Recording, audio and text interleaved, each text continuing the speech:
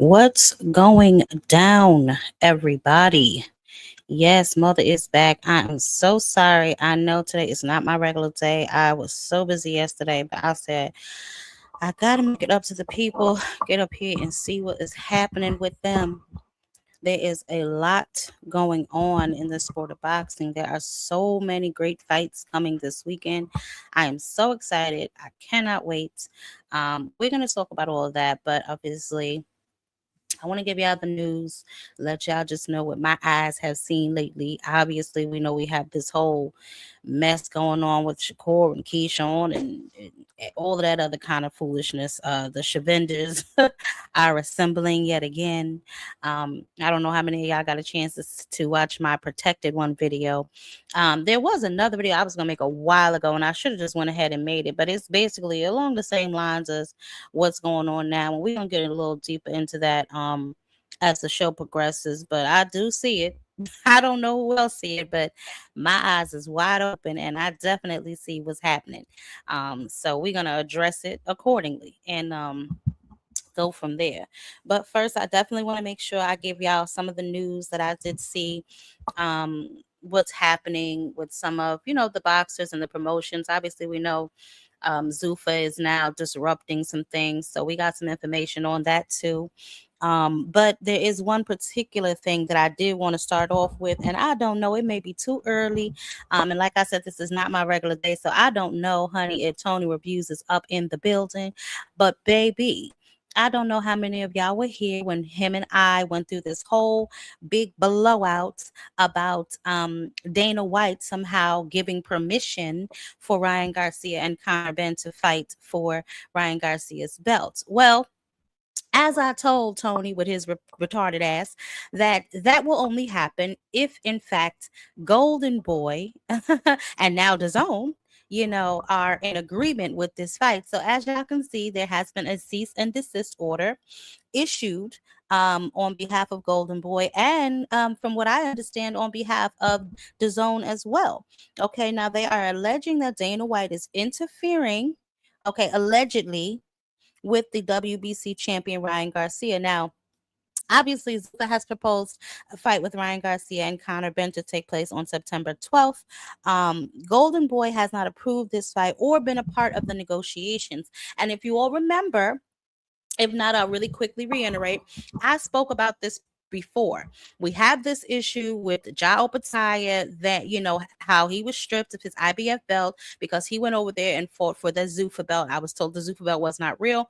Cool. However, that was supposedly on the line to sweeten up the pot, or the IBF was on the line to sweeten the pot. However you want to dress it up, the IBF was not fond of that whole situation, so they stripped him.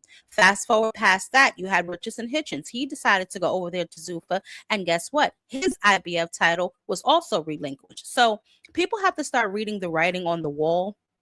It's not necessarily that everyone is just, some of y'all like to say I'm hating on Zuffa, whatever the case may be. The bottom line is the way that they are doing things and the way that they are structuring their organization, and they don't want to conform to the norm. That's fine. However, you cannot then use the norm to kind of entice boxers over there, knowing that unfortunately they can and will be stripped of the hardware that they work for to get in a position to where you're even interested in them. Right? So that's just that. There is a cease and desist. Like I said, I get to me a chuckle out of it, baby. So we will definitely see what's going to transpire with that moving forward. But here is what Eddie Hearn had to say about the cease and desist as well. It's probably a little bit of an exclusive. I shouldn't even say, but I'm going to say it anyway, because actually, he didn't just receive a cease and desist from Golden Boy yesterday. About 3 or 4 days ago, he received a cease and desist from DAZN saying, excuse me, you need to understand Ryan Garcia is exclusive to DAZN. Therefore, if you want to procure his services, you need to be having a conversation, not just with Oscar De La Hoya, damn right, he's his actual promoter, but also with the broadcaster that holds that exclusivity. But they think they can just walk in. And right now, it's a really interesting situation, because if that doesn't get resolved, there will be no Ryan Garcia-Conor Benn fight. And DAZN kind of hold the keys to that. And Dana hates it. Because not just has Dana got to have a conversation with DAZN, I mean, Dana won't have the conversation because he's a puppet, but not just as, I don't know, Nick Khan or whoever it's going to be, has got to have a conversation with DAZN. they've got to have a conversation with Oscar De La Hoya. And the one thing that's going to infuriate these people more than ever is that if Dana White is standing up there talking about the fight, Oscar De La Hoya is going to have to be right next to him. That's actually worth making a fight, but I don't think they'll do it. I think he'll say, no, I'm not having it, because this is what they do. There's no flexibility and no kind of desire to work with anybody. So that's the neutral take on the situation. And see, there you have it. This is basically what I was saying. When you come out blatantly saying that you don't want to work with the sanctioned bodies, oh, there's too many belts, their rules are stupid, this, that, and the third, you do not have the authority to tell boxers who hold these belts that they can still fight under your platform and they will not get stripped, because you don't make those rules, right? So we're going to see what is going to transpire with that whole situation. Y'all know I'm watching. I love me some some politics and foolishness, so y'all know I'm watching this with my cat eye for sure. But Nikolai Ali, as we know, he is the grandson or the great grandson of Muhammad Ali. He's also come out and spoke against Zuffa. I'm going to play what he said, and then I'm just going to give y'all my take on this. Yeah. You're putting his name on an act against something that he would have fought against. So it's not something I'm happy with, and just spreading the knowledge on it kind of helps, because most fighters have no idea what the Ali Act is or what the Revival Act is. I'm not someone who's big into politics. This is my first time even speaking on matters like this, and the reason that I'm doing it obviously is it's because it's my name. It's affecting me. It's affecting my legacy. It's affecting me as a fighter, and they're using my grandfather's name to benefit themselves when they're not benefiting the fighters, which was my grandfather's whole point to begin with. That was the reason that the Ali Act was put into place. But of course, there's a middle ground that we can meet that would be perfect for the fighters. I just don't know if they would be willing to meet in that middle ground, because almost every single day with these senators, and how shocked they are to see how the Revival Act and how the Ali Act is affecting the current state of boxing today. The fact that they're so shocked, I'm absolutely certain that some changes are going to be made. If not, the Revival Act will not be made into law at all. So I'm not so sure about that last part, that it won't be made into law at all. But I will say this, right? I appreciate the fact that Nikolai is now speaking up and voicing his opinion, although I think it would have been better suited in the beginning when this whole thing rolled out, because let's be honest, you do carry some weight with that last name, so naturally people are going to listen to you. However, him and Oscar, they did go to the Senate, and we've been over this. They went to the Senate last time. They had an open, I guess, forum, and they did speak about it. But I think that is something they should have been championing from the beginning. Maybe they were doing it behind the scenes and I'm just not aware of it. But what we saw publicly is there were a lot of boxers who, if not asked, were not speaking publicly about it. So I don't know if it's just a little too late. But listen, we're gonna see. We're gonna see what happens with that. Like I said, Dana White has a lot of issues, and we're gonna definitely talk about those issues because he got plenty of them. So let's get through this news first. So let's see. Next, we have, it appears as it, well, I told y'all, Dana White, he has been hit with another lawsuit, and we're gonna get into his lawsuits, but this makes 4 that I count this year so far, and we'll dig a little bit deeper into those details. But yes, this is his 4th lawsuit this year thus far, and it's only June. Okay, so just keep that in mind. That is only June, so we're gonna keep that in mind. Let's see. Oh yeah, I told you that Oscar De La Hoya, he did not okay this. He has presented with them a cease and desist. Moving forward, listen, we talked about this. Man, nobody don't want to listen. It's fine. But I told y'all that Dana White do not make no rules for the sanctioning bodies. It is up to them if they are going to sanction these fights with these Zuffa fighters. And since Dana White has made it abundantly clear that he, thinks he's above them, and he's even going as far to try and alter the Ali Act, I'm not sure how successful they are going to be. But those who do not care about them belts and only care about money, they will run on over to the Zuffa. And good luck to them. They want to be gone, be gone. It's nothing really we can do about it. But we see what type of fighters they're attracting over there, and we see what's happening there. They do have a card coming up with Berlanga and Hitchinson, like co-main eventing that card. So we're gonna see what happens with all of that foolishness moving forward. But I'm not really checking for it, if we're being honest. I'm gonna watch it just to see how they do, but I'm not really checking for it, if I'm being honest. I thought I put this up here, but maybe I didn't. Nevertheless, Sergey Derbynchenko, he returns to middleweight against Jaleel Hackett. Okay, this will be Jaleel Hackett's toughest test. This takes place July 26th, and as we know, he's on the Zuffa card. Now, this is going to be on the undercard of Edgar Berlanga, Richardson Hitchens. This is the Zuffa Boxing 9 card, I think. Jaleel Hackett is 12-1 with 9 KOs. He's won his last straight, I think it was 3 fights since his split decision loss to Jose Roman last year down in Puerto Rico, which was highly controversial, but that's neither here nor there. But that will be his toughest test. That's going to be on that Zuffa 9 card, July 26th, with Edgar Berlanga and Richardson Hitchens headlining. Okay. We've been seeing this everywhere. Katie Taylor, we know she is retiring. I told y'all this last week. Her last fight will be against Flora Pill, September 5th. Katie Taylor has sold out 82,000 of the 90,000 seated arena in Crock Parts, and just 30 minutes of her tickets going on sale. So we definitely going to give him Katie Taylor a round of applause for that. That's what you call a sellout, girl. Yes.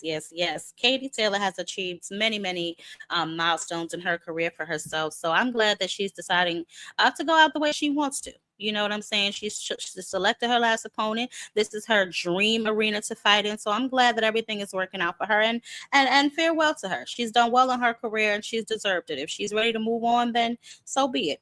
Shout out to Katie Taylor and all her future endeavors for sure. Now, we heard that this fool was retiring. When they get in their feelings and them little hissy fits happen, they start to retiring. So Rolly Romero, I guess he's out of retirement. I have no idea. But he is set to possibly defend his title against what looks like it could be Jack Catterall. Okay. Maybe July, August. Jack Catterall obviously is his WBA Mando, and this comes after Jack Catterall, we saw him beat Giasov. Now, they're hoping that they can get this done in a 180-day time frame. I guess, unless they have to go to purse bid, but they're giving them some time to kind of work this out amongst themselves, I'm assuming. So, we'll see what happens with Rolly and his title defense. Now, obviously, we know this weekend is fight weekend yet again. I saw that Bam Bam Rodriguez vacated all 3 of his world titles, the WBC, the WBO, and the WBA, to permanently move up to bantamweight. Okay, so that is amazing. He will be fighting this weekend. He'll be facing Antonio Vargas. Okay, for Antonio Vargas' WBA bantamweight title. He said that he feels better at this weight. He feels healthier. He feels stronger. I don't know how long he was going to stay down at that little behind weight class any doggone way. So shout out to him for definitely making that move, dropping those belts, betting on himself, and stepping it up. So we're definitely going to check him out this weekend. I'm going to give y'all the time and everything when we get into the upcoming fights. But like I said, Jack Catterall, he is due to we know that he's down there at Bosie's gym, so he thinks that Jerron is above Floyd and above Canelo. I ain't mad at him for thinking the world of Boots, and as we know, Boots is fighting at the end of the month too. So we definitely gonna check that fight out. We're gonna talk about that too. We do know that Lamont Roach is still in his audition phase. He's made some comments about O'Shaquie Foster, saying that fight was easy to make at lightweight. Y'all know my issue with some of these boys, right? Like, they talk a lot about what shoulda, coulda, woulda happened, but it never did, right? If that fight was easy to make when you were at 130, why wasn't it made? These are the only questions that I have surrounding some of these guys when they start talking about what could have happened. Why wasn't this fight made? Why weren't you publicly outcrying about it when the fight, could have got made but didn't happen? So that'd be my only issue with some of these boys. It just don't seem, I don't know. But as I said, he's auditioning too. So we'll see what happens with him. Let's see. Josh Kelly. He targets Comey and oh my God, Ayako for a title defense in July on the Anthony Joshua undercard. As we know, Anthony Joshua has a I don't want to say a tune-up, but a pre-fight before his big fight with Tyson Fury in July, and then Josh Kelly is looking to be on that undercard. So we'll definitely see what's going on with that. Jermell Charlo, he is on the undercard, as we saw, of the Tim Tszyu versus EJ card, and he is looking to get the winner of that fight. So if Tim Tszyu wins, he'll be fighting Tim Tszyu. If EJ wins, which I'm pretty sure EJ could pull it off, then we're maybe possibly looking for a fight with Jermell Charlo and Errol Spence, maybe late this year or early 2027. So hopefully, like I said, hopefully EJ wins that fight, because I would like to see him and Jermell Charlo shake it up. They look to be having a bit of some bad blood lately, talking back and forth about one another. So bad blood makes for more interesting fights, in my opinion. But we're gonna see. Let's see. Albert Bell. Okay. He is going to be fighting in an IBF lightweight final eliminator against Andy Cruz. As we know, Andy Cruz' most recent fight with Maritala, he lost that fight. I thought the scorecards were egregious, in my particular opinion. That fight really could have went either way, so I'm not going to say it was a robbery, but I do think one of those judges' scorecards were egregious. Not pretty much giving him any rounds that whole fight, which to me just wasn't what it was. They both had their spots. It just looked like maybe Maritala turned it up a little bit more towards the end and in certain spots of the fight, being able to, come out with the victory. But I don't by any means think he completely washed Andy Cruz. Like, I wouldn't say anything like that. This may be a really good fight, actually, because Andy Cruz is very durable. So is Albert Bell. I'm glad that Albert Bell is finally getting his chance, his shot. At a big fight to be able to prove himself and kind of make his way to mainstream boxing. So we'll definitely tuned in for that. Now, Shushu Carrington, he's discussed why he thinks that the Rafael Espinoza fight is not happening. I thought that was the fight that was going to happen after his last performance. But as you know, he's fighting on the undercard July 4th in Cleveland, which is a fire card. But so, he goes into a little bit of detail about why this fight did not happen, or why this fight isn't happening supposedly next. And then, hopefully that's a fight that can happen in the beginning. Let me see something. Let me see. Because I thought did he speak about this, or is it just the article? Yeah. I mean, they both, obviously we know they're both featherweights. And they do have mutual interest in fighting. However, I guess for whatever reason, they haven't been able to get that fight together. And I know that Shushu has expressed this before, even before his last fight. And I know he's getting a little frustrated, but I guess they want him to keep proving himself, or Espinoza isn't ready for that fight.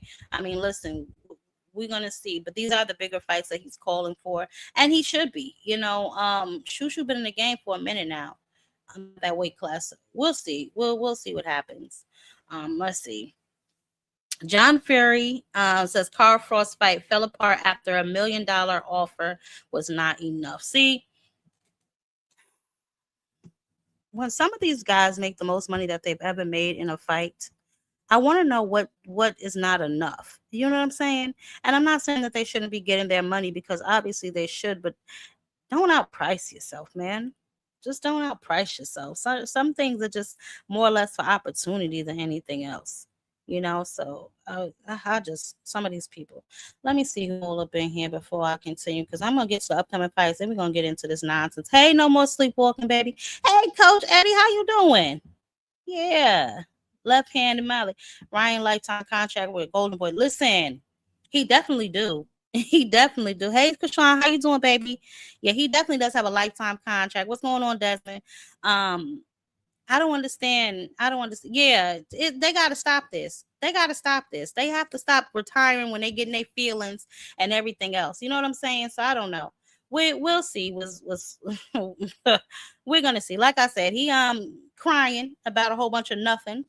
There's a female card on this week as well. Elif Nerf Turan will be on the Bam Bam Rodriguez undercard, which is fire. We got the Tierra Brown and O'Shea Jones card this weekend. Let's get into the upcoming fights. So, like I said, there's two fight cards, and it's a damn shame I gotta separate them. But we have the Bam Bam Rodriguez card versus Antonio Vargas, and like I told y'all, Leifner Turan is going to be the co-main on that card. Now they had their press conference. She's going up against Gabrielle Tellez. This little baby, I feel bad for her because she don't know what she up against. Man, she's gonna get slaughtered up in there. Let's look at the face-off. Turan taking on Gabriela Tellez. Turan, Sergio, one of the biggest punchers in all of women's boxing. I remember watching her fight against Beatrice Ferrer, the former Olympic gold medalist, and she got knocked out at the World Championship. Now, this is the little baby. This is the baby that she's fighting, Gabrielle Tellez. Thank you, Matchroom. Thank you to Zone. Thank you to my promoter, Box Lab. But, I'm ready for this opportunity. I'm not scared of no challenge. This is a big challenge, but everybody got to take that step, and I feel like I'm ready for that.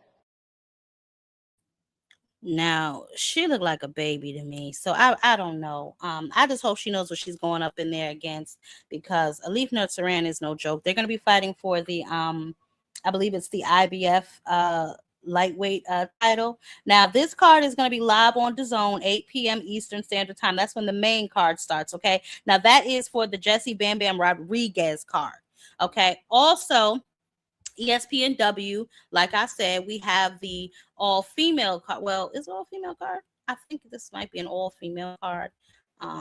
Or no, I think because I think Collazo is on this card, if I'm not mistaken. He's on one of these cards. But also on that date, like I said, O'Shea Jones headlines versus Ellie Cardaza, and then you have Tierra Brown on the undercard. And okay, so then I'm bugging. Oscar Collazo's on the 20th. I'm sorry, y'all. Oscar Collazo's on this weekend, though. It's the Bam Rodriguez card and then the O'Shea Jones card. So they also had their little press conference. Things got a little heated. She mentioned some things that I kind of wanted to touch on because I needed some clarity on this as well. So let's just listen to what she said. People keep asking her about her last fight, apparently. I'm honestly tired of hearing about it. I feel like I clearly won. But this time, I'm just going to make it more clear. I'm going to show why I'm on another level. I'm going to show why I'm the champion. Y'all so silly. Who said this? Mr. TSE running a death row deal over there?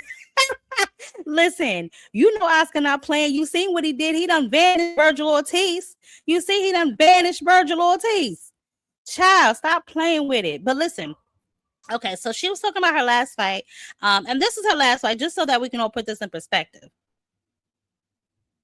Now, she went up against Elia Karzana, right? I thought she fought behind her jab pretty well. I thought she used her head movement, her foot movement. Look at a little sneaky liver shot right there. I thought she did great. I don't know why a lot of people were complaining about this fight. I thought she did amazing. O'Shea Jones, we obviously know she used to be with OTX. Now she's on MVP. And they're doing what they're supposed to be doing with her. They're branding her. They're showcasing her for her upcoming fight. Like I said, they have their press conference. They're putting out their flyers. And MVP, listen, as a promotional company, they are second to none, in my opinion, when it comes to women's boxing. They really do a great job, I think, of showcasing their women. They've landed them on ESPN. So I'm really not sure what more people want from them. This is what you would want your promoter to do. And for a woman, I'm not going to lie to you, there would be no better place but to be on MVP. They have 90% of the talent over there on MVP, and they treat them well from what it looks like. Anyway, I don't see any complaints from any of the women about their pay, about how they're treated over there. They all look like they're pretty much a family over there. So shout out to those women. They're doing what they're supposed to be doing. And like I said, they are the only boxing that is on ESPN now. So that says something. They're on ESPNW. That card, I believe, also starts at 8 p.m. O'Shea Jones. This is going to be for O'Shea's IBF women's junior welterweight title. And like I said, Tierra Brown, she's also on that card as well. She's going to be facing, what's this child name? Oh, yeah, Hannah Rapp. And this is going to be for Tierra's WBC featherweight title. So this is going to be an interesting Saturday. obviously we know coming up, like I said, June 20th, we got Oscar Collazo. He is headlining. Where's that damn thing? Yeah, Oscar Collazo's headlining against Joey Candy. And then the 24th, we have Lewis Crocker and Liam Paro. And then obviously we have the big Xander Zayas versus Jerron Boots in his card on the 27th. And on the 28th, I guess that's a little Zuffa card, child, if y'all care. It's going to be Edwin De Los Santos versus Jose Valenzuela. So that is what finishes us off for June. And then y'all know I will get July's card ready for us as we enter into the month of July. There's another fight too. Jonathan Gonzalez versus Abraham Perez on Sunday. Okay.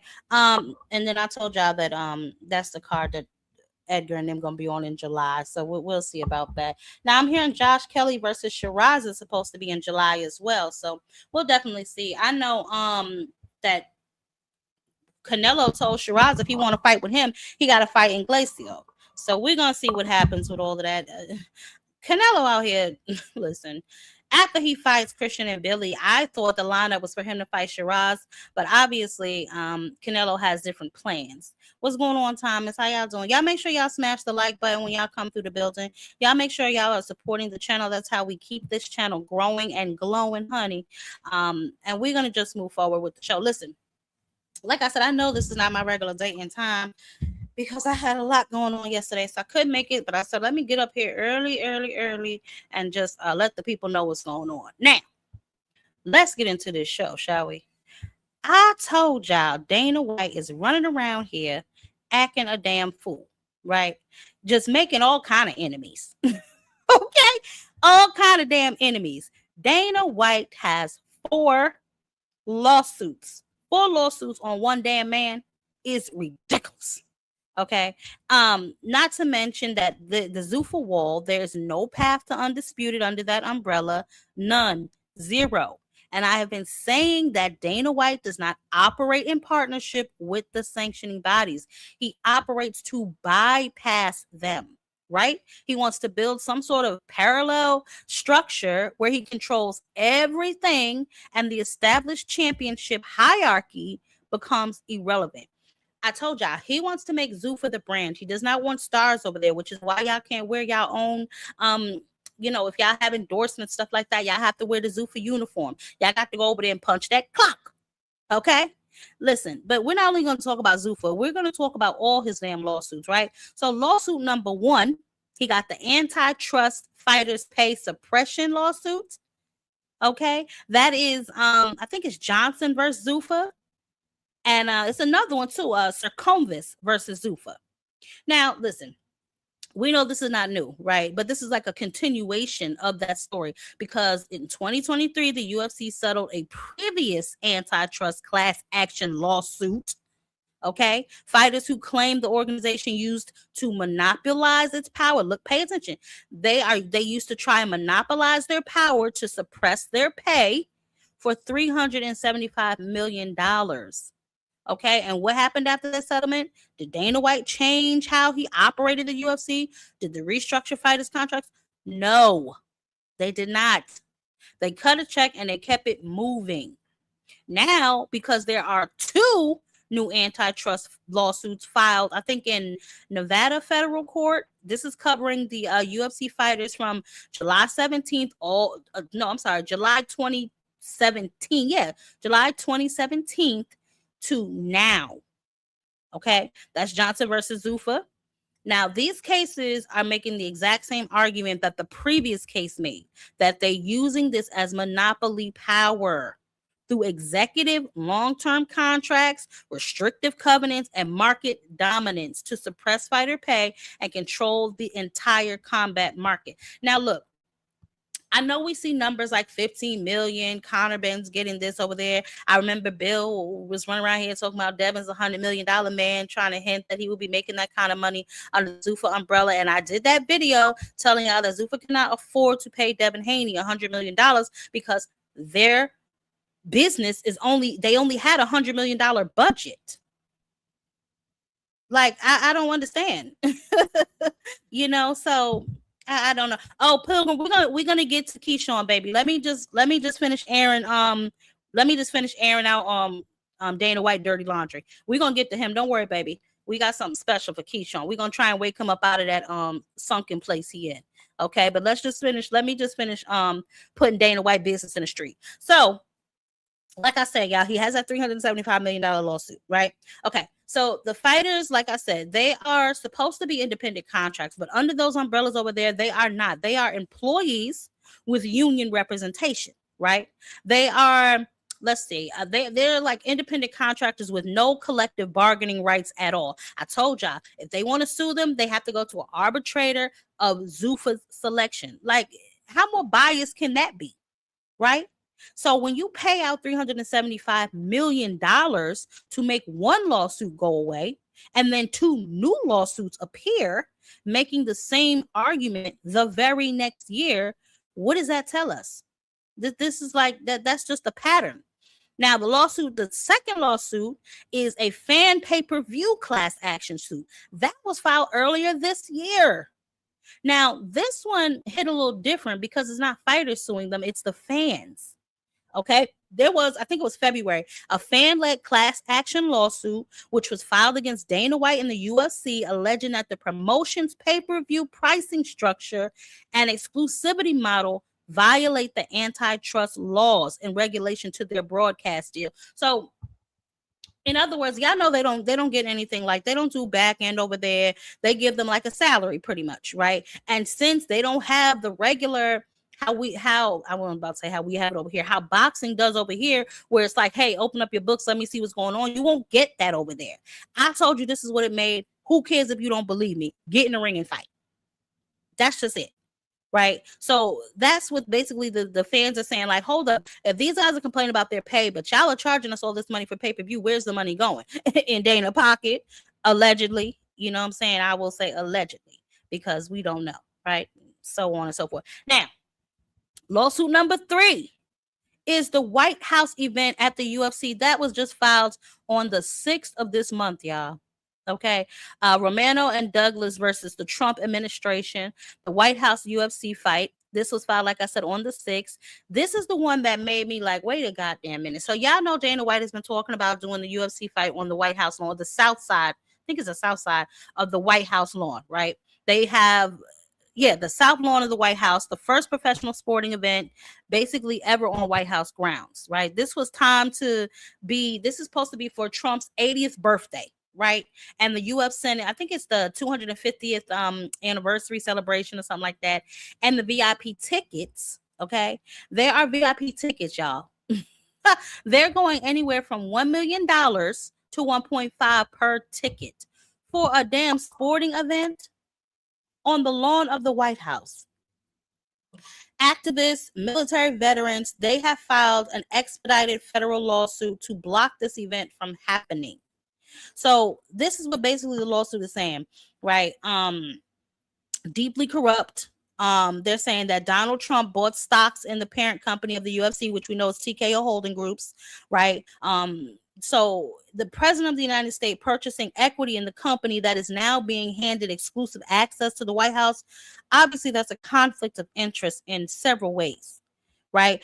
It also suggests that, let's see, Dana White and Trump administration have a private for-profit sporting events for all the promotional and branding opportunities that accompany such access. So basically, you can pay to advertise and all of that. Dana White going down to the ground. That's all I'm gonna say. That's all I'm gonna say. The last and final lawsuit is the one I saw yesterday was Boxer. I think that is the name of the promotional company versus Zuffa. They also filed this on the 6th. Okay.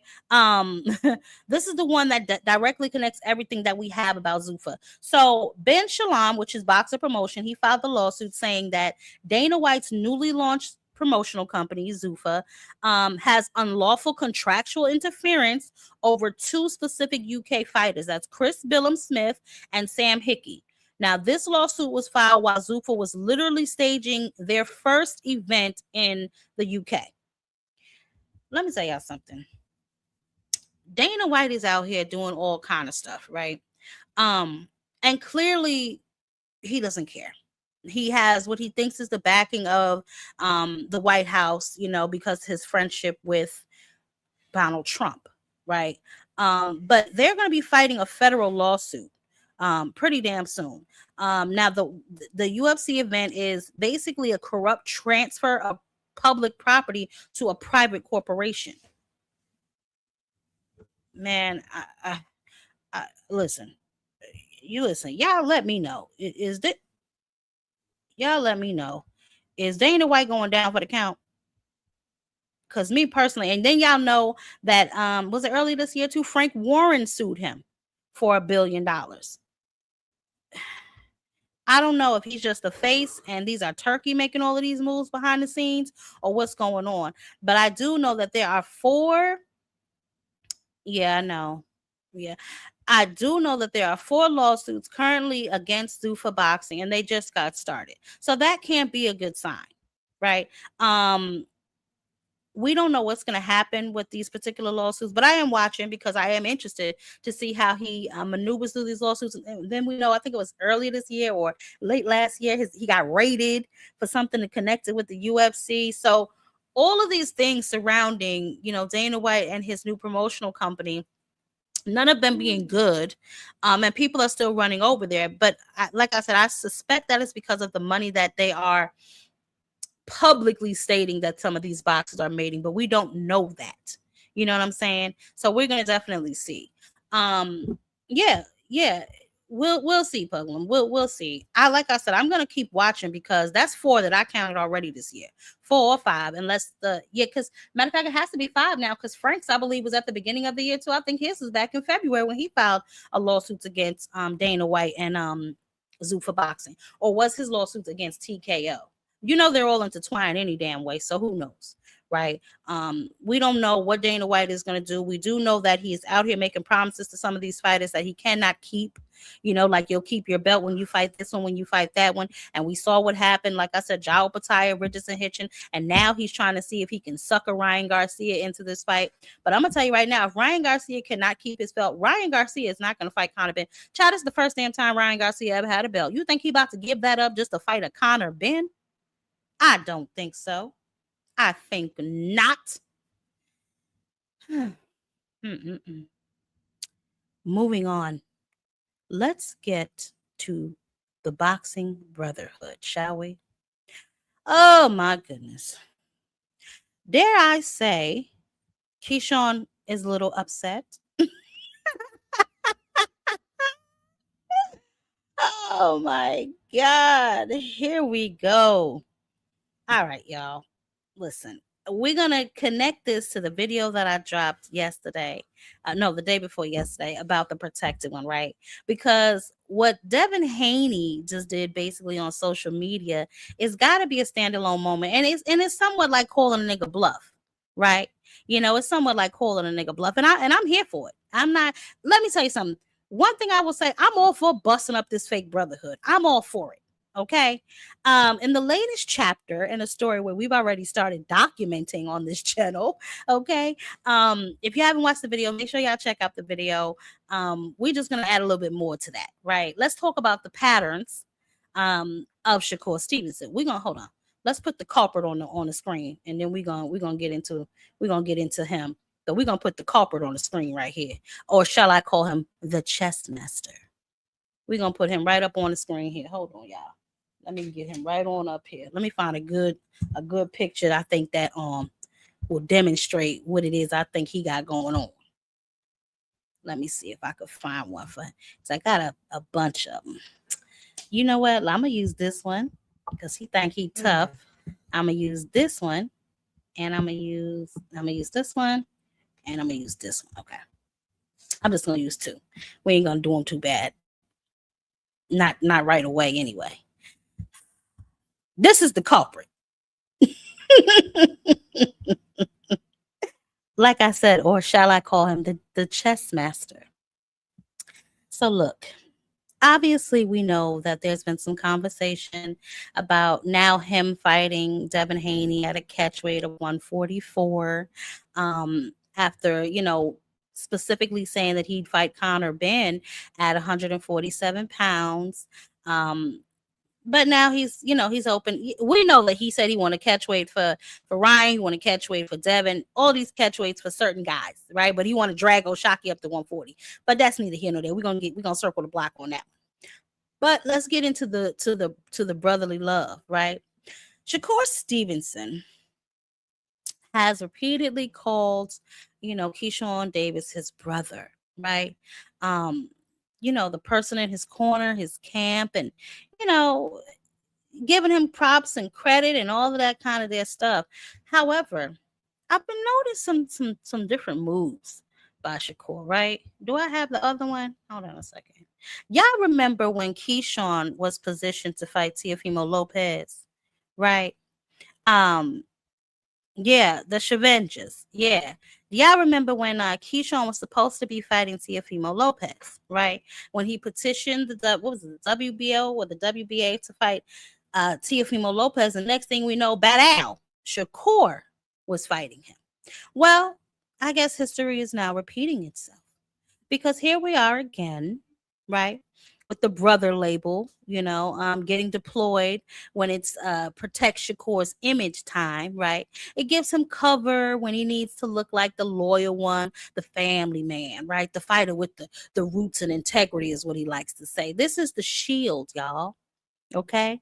But when the same relationships would cost Shakur something, when honoring that brotherhood would mean giving ground, stepping aside, maybe taking a harder fight or another kind of fight to respect the position that you now put your brother in, or that he had to claw his way to, child. Because let's be honest, Keyshawn been begging for this fight. He done made his little skits and every damn thing else.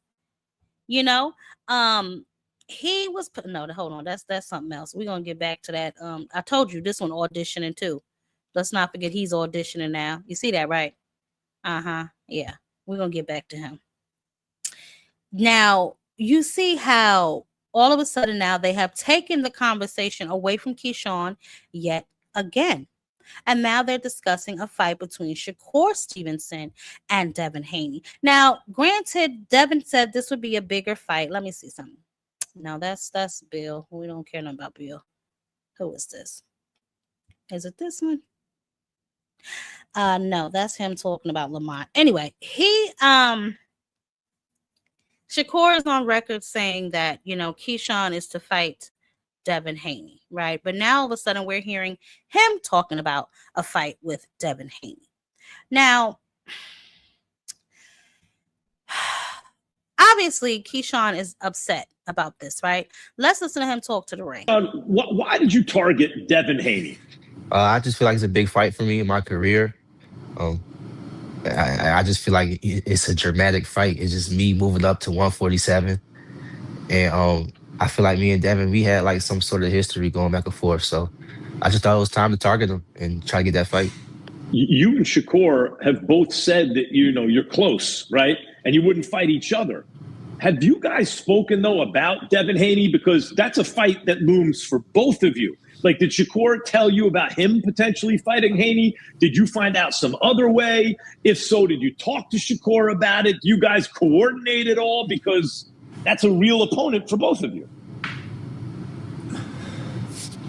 I mean, Shakur is a 140-pounder, man. Shakur is not 147. I'm mandatory at 147. So I don't know why people even entertaining Shakur going to 147. He's not a 147-pounder. He can fight 35 still. So there's weight classes in this boxing game for a reason, and I'm mandatory at 147. I hear you. I'm not debating the point, but that doesn't answer the question, Keyshawn. But well done, by the way. You're turning into a media pro with that one. What I'm asking is, do you, because it's true, you're 47, Devin's 47, Shakur is 40. That's why when they talk Shakur Devin, they talk catch weight. Can they work it out? But the question was, do you and Shakur discuss this in terms of who's going to do what, right? And who's going to call out whom? Nah, hell no. No, we don't. All right. That's an answer. Go ahead, Kyle. Well, actually, Max, Keyshawn hasn't fought yet at 147, but I think you're going to be even better at that weight. You're a big guy, and Has this been a long time coming for you, Keyshawn? You think this move up to 147? Oh, yeah, I feel like I always was gonna be able to fight 147 for sure. I think I could get to 54 as well. So yeah, I always knew I was gonna get here eventually. And shoot, I didn't know it was gonna be this fast though. Like 140. That I really had to make weight for 140. It's just crazy. I just moved up, but I think I'm ready for one. I know I'm ready for 147, and I just can't wait to prove myself, or just continue to prove myself. So a few things, because I want to unpack a couple of things that he said in his sit down with the ring. Number one, I think me personally, I think Keyshawn Davis is a goddamn liar. I think that him and Shakur absolutely talk about their next opponents and who they're going to face. Job Queen, why you say that? I'll tell you why. So who else would you be wanting to fight next? I like Ryan. You want to fight Ryan? Ryan Garcia. Be a good fight. No. I feel like if Ryan and Gervonta were to rematch with no hydration clause or remove that whole thing, I think Ryan would have a better shot with Gervonta. What do you guys think? Yeah? I think so. Yeah. What about you? I don't speak on that dude. Gervonta? Yeah, I don't speak on it. Why? Lawsuit stuff or no? Nah, he just a weirdo. He's weird? Yeah, weirdo. What do you do? I mean, like I said, I don't speak on this, so I can't really say too much. Okay. But I would love to fight Ryan Garcia. Okay. But you wouldn't fight Gervonta? I would fight whoever they put in front of me. What about Devin Haney? Whoever they put in front of me. Hold up. Keyshawn Davis gonna fight him. He's fighting. Oh, really? Yeah. He's fighting Devin? I think it's gonna happen soon. Oh, yeah. Keyshawn gonna beat him. Devin a hell of a fighter. Yeah. Do you guys think, Now, that was about 3 months ago. 3 months ago, Shakur Stevenson sat down with Aiden Ross, and he said Keyshawn is going to fight Devin. So if y'all don't talk about y'all fights and y'all next opponents, is Shakur clairvoyant? Is he Miss Cleo? How does he know that? Unless there was a conversation that took place. Now, second part of that is Keyshawn saying that he always knew he was going to move up to 147. He knows that he'll probably cap at 154. My question is this. You just moved to 140, right? And you had trouble making weight. Do you have a discipline problem, Keyshawn? Because although you do look maybe a little bigger than 35, I'd give you roughly between 140 and 147. So, okay. But you fought at 140. You made that weight with no problem against Jermaine Ortiz. But when it was an opponent you really didn't want to feel like fighting in Nair Albright, you didn't make that weight. The same thing happened when you were supposed to fight Edwin De Los Santos. So is Keyshawn just undisciplined, or does he pick and choose the opponents he wants to make weight for? That's my question. And then that whole situation about you and Shakur not talking about y'all fights, that's a lie. That is 100% a lie. See, I don't understand what seems to be the problem, right? Now, obviously, we know that now they're trying to force a fight between Devin Haney and Shakur Stevenson. You see them putting the pressure on him on social media, which is like, nah, okay, I get it. But here's my thing. If Keyshawn is the mandatory, if he's in a number one mandatory position, what are y'all doing? So Devin Haney, rather than honor the mandatory obligation, is publicly agreeing on social media to fight a man who is not at welterweight, at 144-pound catchweight, below the welterweight limit. Now, I know some of y'all are saying, oh, Jab Queen, 144 is basically 147. Then take your ass to 147 since it's basically 147. Right? A weight class, 144 is a weight class that has never been Shakur's home, right? We know Devin just fought there in his fight with Ramirez, whatever. But the welterweight champion is now willing to come down in weight to fight a man who has never been at welterweight rather than look Keyshawn Davis in the eyes at 147 on mandatory terms. Like, I don't understand this. You know, Keyshawn, obviously, we said it himself. He said on social media, you know, you got a guy willing to lose more weight not to fight me. You got a mandatory right here, and you're talking about a guy that's not even in your weight class. Well, here's the issue. Shakur is the one who's floated that 144, right? He's the one who puts all of these stipulations out here. Shakur is the one who's moving the chess pieces on the board. He's the one that got everybody all riled up about him even fighting at higher weight classes because of the things that he says out of his own mouth.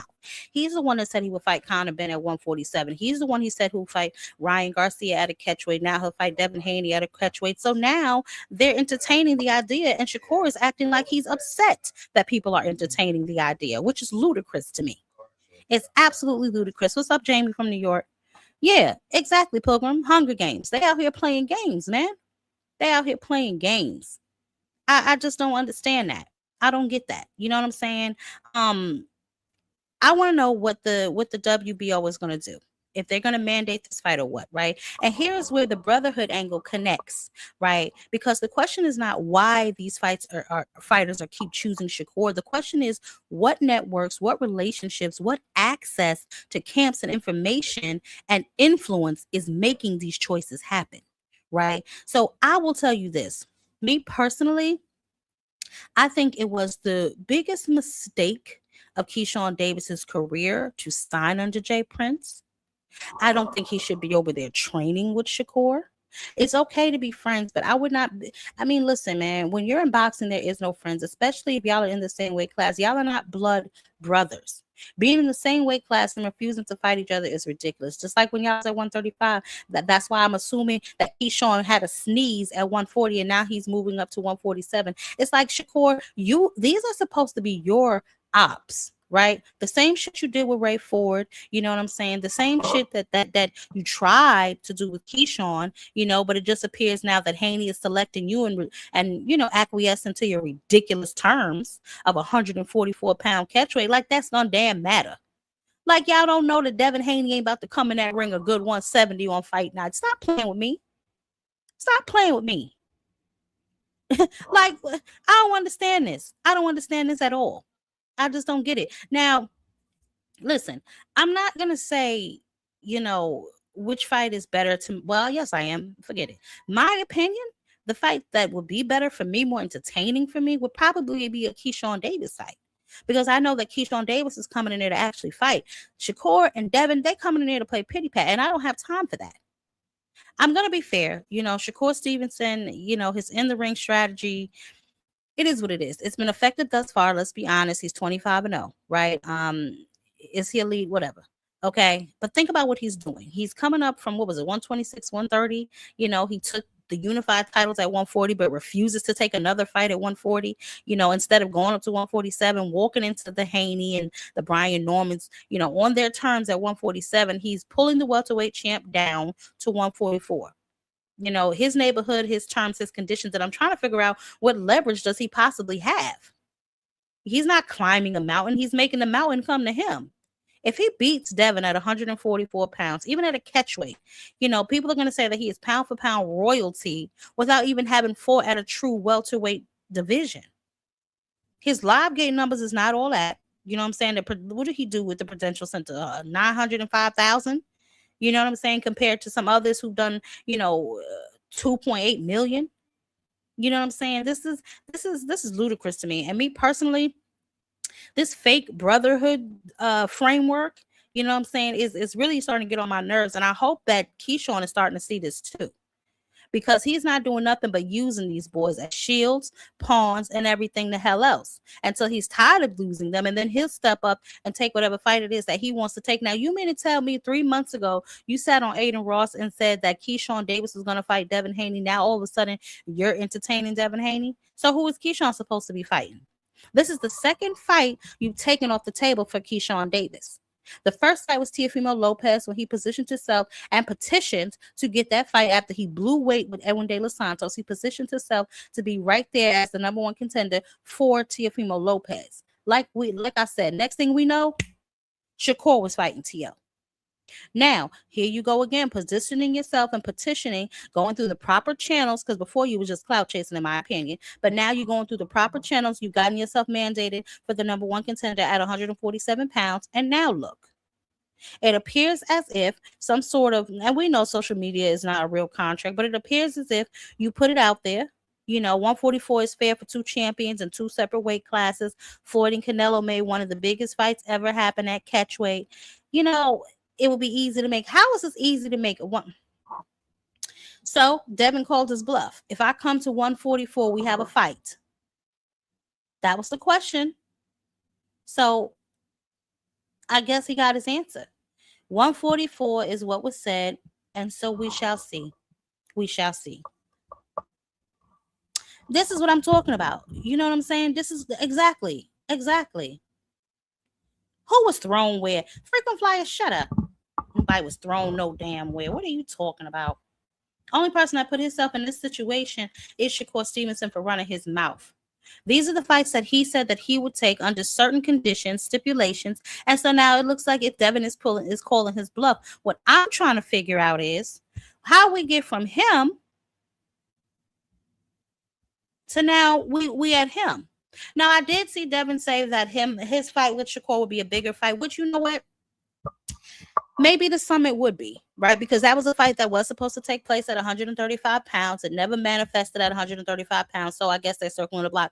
This is Devin and Shakur fighting their contemporaries. Make no mistake about it. That is what this is. But I'm talking about the structure around how it's happening. I'm talking about the pawn, the chess pieces that he's moving to make whatever he needs to happen. And these supposed brothers are the ones getting the shit end of the stick. We see Ray Ford just got thrown out the ring, did a Superman. You know what I'm saying? That's one pawn down. He thought he was about to stick this one on Devin. You know, I don't know. You know, he's working two pawns at a time. Look at Lamont. He'll fight Oshaki. The auditioning has begun. I don't understand what these boys is not seeing. This brotherhood is nothing but a protection racket. You know, it's simply shut up. No, that's not. Well, first of all, frequent flyer. If you recall, for a good month, he was out here trolling Devin, telling Devin he wanted to fight him. Remember that skit that he made, the Friday skit, pulling up to the house, where Debo at? Where Debo at? I want to fight Devin. I want to fight Devin. So it's not like he was thrown there. This is what he wanted. He said that out of his own mouth. He's been saying that. Now he's the mandatory. So what is the problem? Why are they still entertaining Shakur Stevenson? Do I have to play the clip? See, this is what I be talking about when y'all come up in here late. Then I got to play clips again for the people that's already been here. They done already seen these clips frequent. Why did you target Devin Haney? I just feel like it's a big fight for me in my career. I just feel like it's a dramatic fight. It's just me moving up to 147. And I feel like me and Devin, we had like some sort of history going back and forth. So I just thought it was time to target him and try to get that fight. You and Shakur have both said that, you know, you're close, right? And you wouldn't fight each other. Have you guys spoken, though, about Devin Haney? Because that's a fight that looms for both of you. Like, did Shakur tell you about him potentially fighting Haney? Did you find out some other way? If so, did you talk to Shakur about it? Do you guys coordinate it all? Because that's a real opponent for both of you. I mean, Shakur is a 140-pounder, man. Shakur is not 147. I'm mandatory at 147. You know, so I don't know why people even entertaining Shakur going to 147. He's not a 147 pounder. He can fight 35 still. So his weight classes in this boxing game for a reason, and I'm mandatory at 147. I hear you. I'm not debating the point, but that doesn't answer the question, Keyshawn. But well done, by the way. You're turning into a media pro with that one.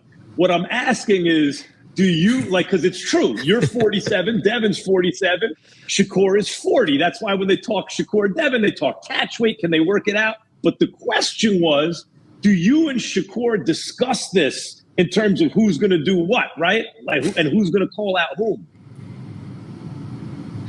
Nah, hell no. No, we don't. All right. That was a bald-faced lie. So who else would you be wanting to fight next? I like Ryan. You want to fight Ryan? Ryan Garcia. Be a good fight. No, I feel like if Ryan and Gervonta were to rematch with no hydration clause or remove that whole thing, I think Ryan would have a better shot with Gervonta. What do you guys think? Yeah? I think so. Yeah. What about you? I don't speak on that dude. Gervonta? Yeah, I don't speak on him. Why? Lawsuit stuff or no? Nah, he just a weirdo. He's weird? Yeah, weirdo. What do you do? I mean, like I said, I don't speak on this, so I can't really say too much. Okay. But I would love to fight Ryan Garcia. Okay. But you wouldn't fight Gervonta? I would fight whoever they put in front of me. What about Devin Haney? Whoever they put in front of me. Hold up. Keyshawn Davis gonna fight him. He's fighting. Oh, really? Yeah. He's fighting Devin? I think it's gonna happen soon. Oh, yeah. Keyshawn gonna beat him. Devin Haney. So clearly they discussed their little buddy love on who's going to fight who. But nevertheless, I'm not really sure, frequent, what the hell you talking about. He's been wanting to fight Devin Haney. He's been saying it for quite some time. So I'm not sure what it is that you're referring to. Nevertheless, shut up, frequent. I don't have time for you. Y'all make sure y'all smash the like button. Like I said, make sure y'all are donating to the channel. He contradicts himself regularly. Yeah, they do. That's what they do, Dragon. Yeah. They definitely do that. They definitely do that. Buddy love. I don't know about the buddy love, but I do know there's some weird brotherly love going in there. We're gonna see what happens though. We're gonna see what the WBO decides to do. If they're gonna step in and enforce the mandatory. What do y'all think? Let me know if y'all think they're gonna force the mandatory, or do y'all think that they will allow him to fight? If they're gonna allow him to fight Shakur Stevenson. Because that'll be the second fight if they do that that they took from Keyshawn. I think they do too. Listen, Jamie, we on the same page. I honestly think that if Keyshawn still wants to remain cool with Shakur, I think that's all right, fine, whatever. But me personally, I don't think he should be up under Jay Prince, because Shakur is always going to get primary over you, because that's his guy. He's been with Jay Prince pretty much his whole entire career. You know what I'm saying? And you his man, so now you up under Jay Prince. It's like they all up under this umbrella of protection, you know, and we know that they won't make them fight each other. So who knows? Shakur ain't about to fight B. Norman. What are you talking about? See, frequent, when you have to stop eating crayons, baby. Okay. Nevertheless, okay, I don't know what the hell frequent talking about, but I need to know from y'all. What do y'all think, yo? Do y'all think that Shakur is going to fight Devin Haney at the 144-pound catch weight that is suggested? Because as we've seen, you know, Devin flat out asked him, if I come to 144, we have a fight. Now, again, I'm not sure why he's entertaining this situation. To me, if I was Devin, I wouldn't. And I'm just being honest, I sure wouldn't. You said that you would fight Conor Benn at 147. What you need stipulations for me for? You need stipulations for me. You need stipulations for Ryan Garcia. It's getting kind of tiresome and tiring. Shakur Stevenson has had one fight at 140 pounds. He is the champion up there. He's the Ring Magazine belt holder. There are unification fights that he can be taking, but yet he is looking elsewhere. I'm not sure how much steam he thinks he gets from beating Teofimo Lopez. First of all, you weren't the first person to do it.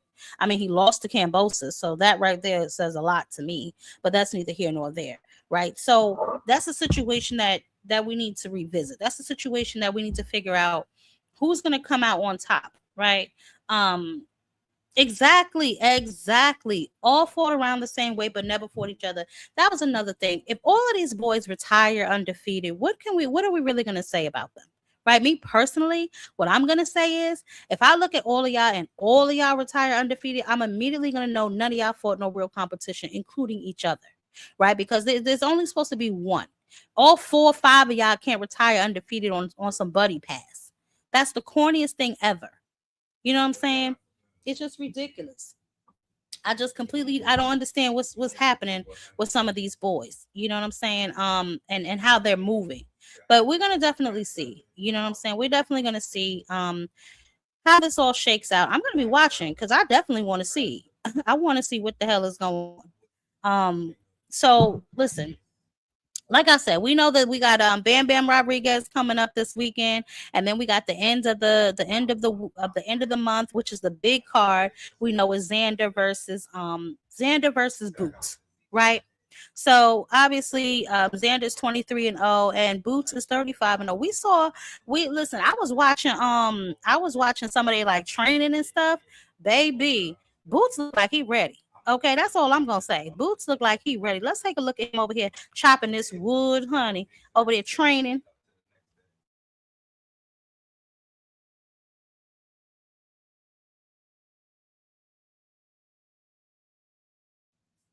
So he in training camp. They got him chopping logs. They got him working on well, right there, I guess just his strength or whatever that. I'm trying to figure out what is.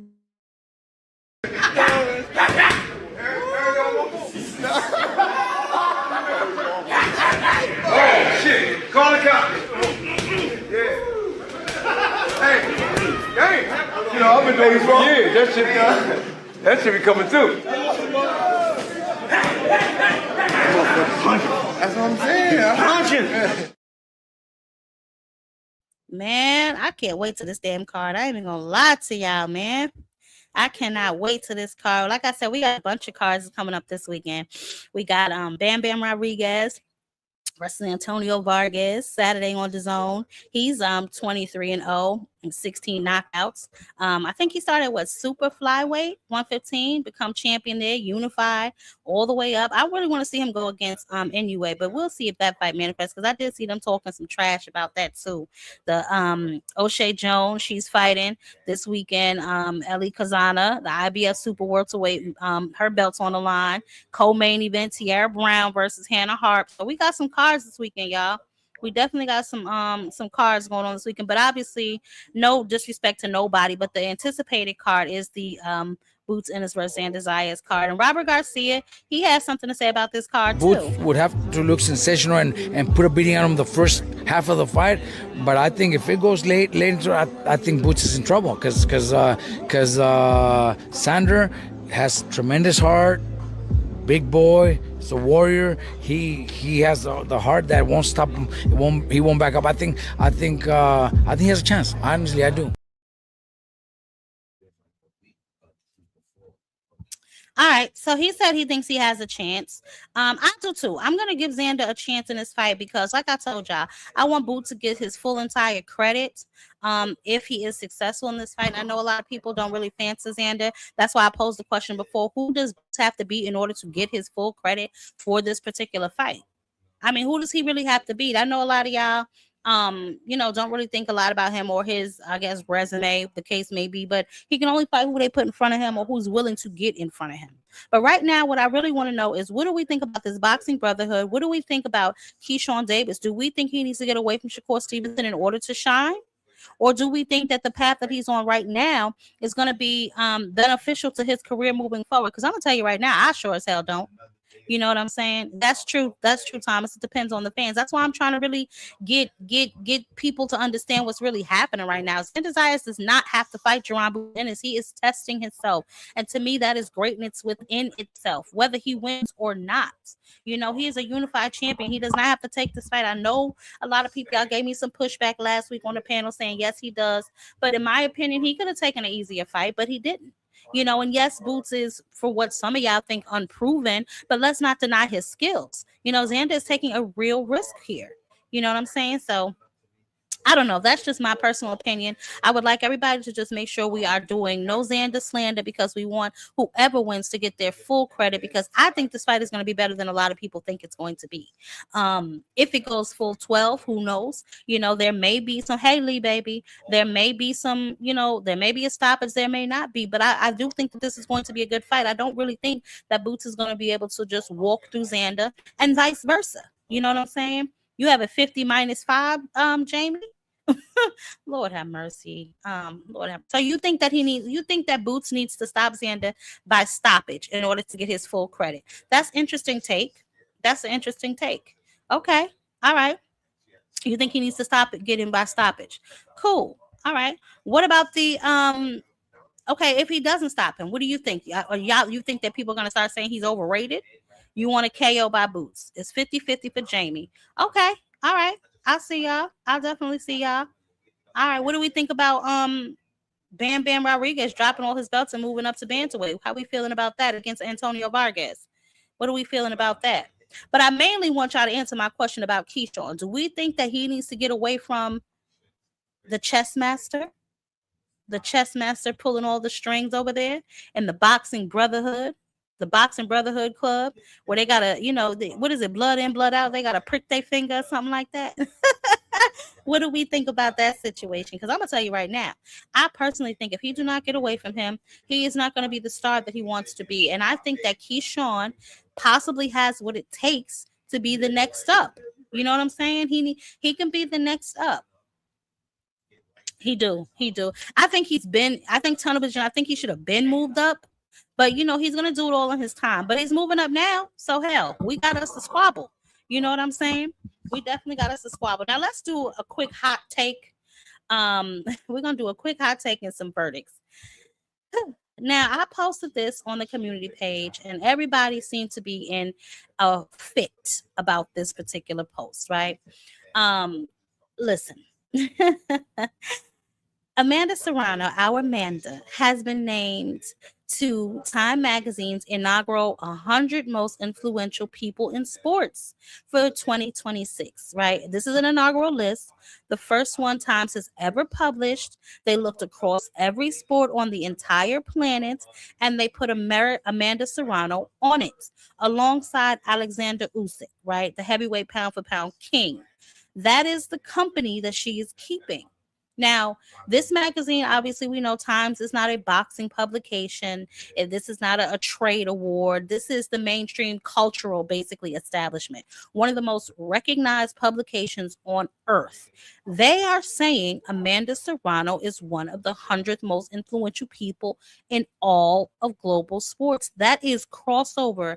That is cultural impact. Now, I did this video last week asking y'all who is the real GWOAT, right? And I know some people don't like this conversation. I know it's an uncomfortable conversation to have, but damn it, we gonna have it.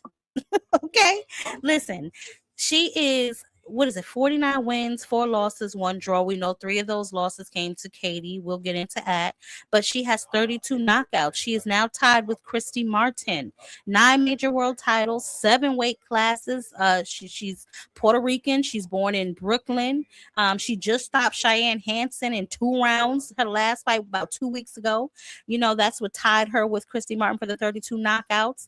I just, I don't think they made the wrong decision, but obviously a lot of people thought that it should have been Clarissa Shields up there. Now, y'all can tell me if y'all think so or not. That's really y'all opinion. My opinion, I think they made the right choice, right? Now, the 3 fights that she lost to Katie Taylor, we'll address those too. People try to use that to dismiss her. That argument to me is lazy. What those 3 fights represent is Amanda Serrano stepping in that ring with the best pound-for-pound fighter alive 3 separate times, okay? Katie Taylor's not no slouch by any stretch of the imagination. So, and arguably, I think Amanda could have took one of those fights. You know what I'm saying? That was the first women's match to ever headline in the Madison Square Garden. Their second fight drew nearly 60 million views on Netflix. Y'all can talk about Jake Paul and Mike Tyson all y'all want to. The 3 losses to a woman that is considered pound for pound best in the world, while building the entire platform. That's not a mark against you. That is her legacy.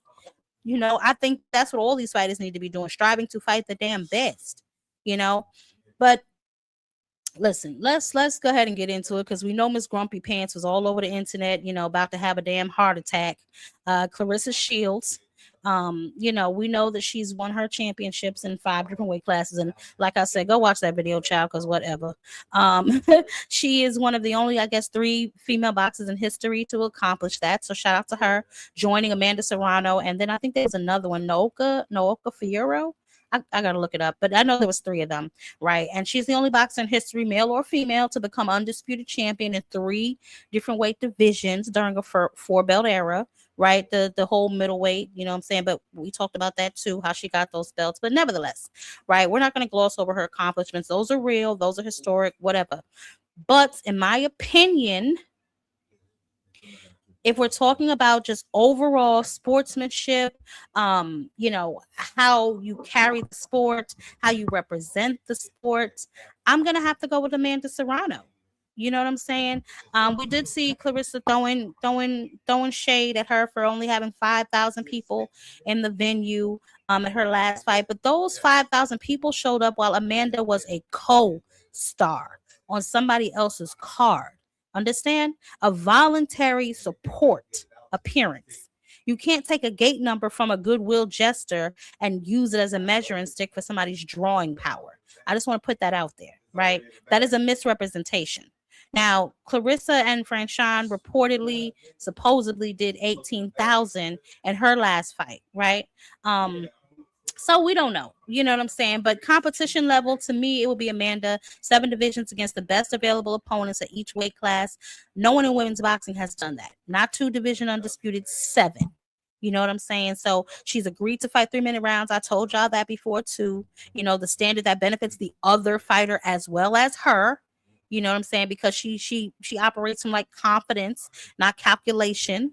You know what I'm saying? Characters. She's just, to me, they didn't make any mistakes. I'm just gonna say that. You know, I don't know how y'all feel about that situation, but I just wanted to state that I thought that she earned it. And she does what she's supposed to be doing when she gets in that ring.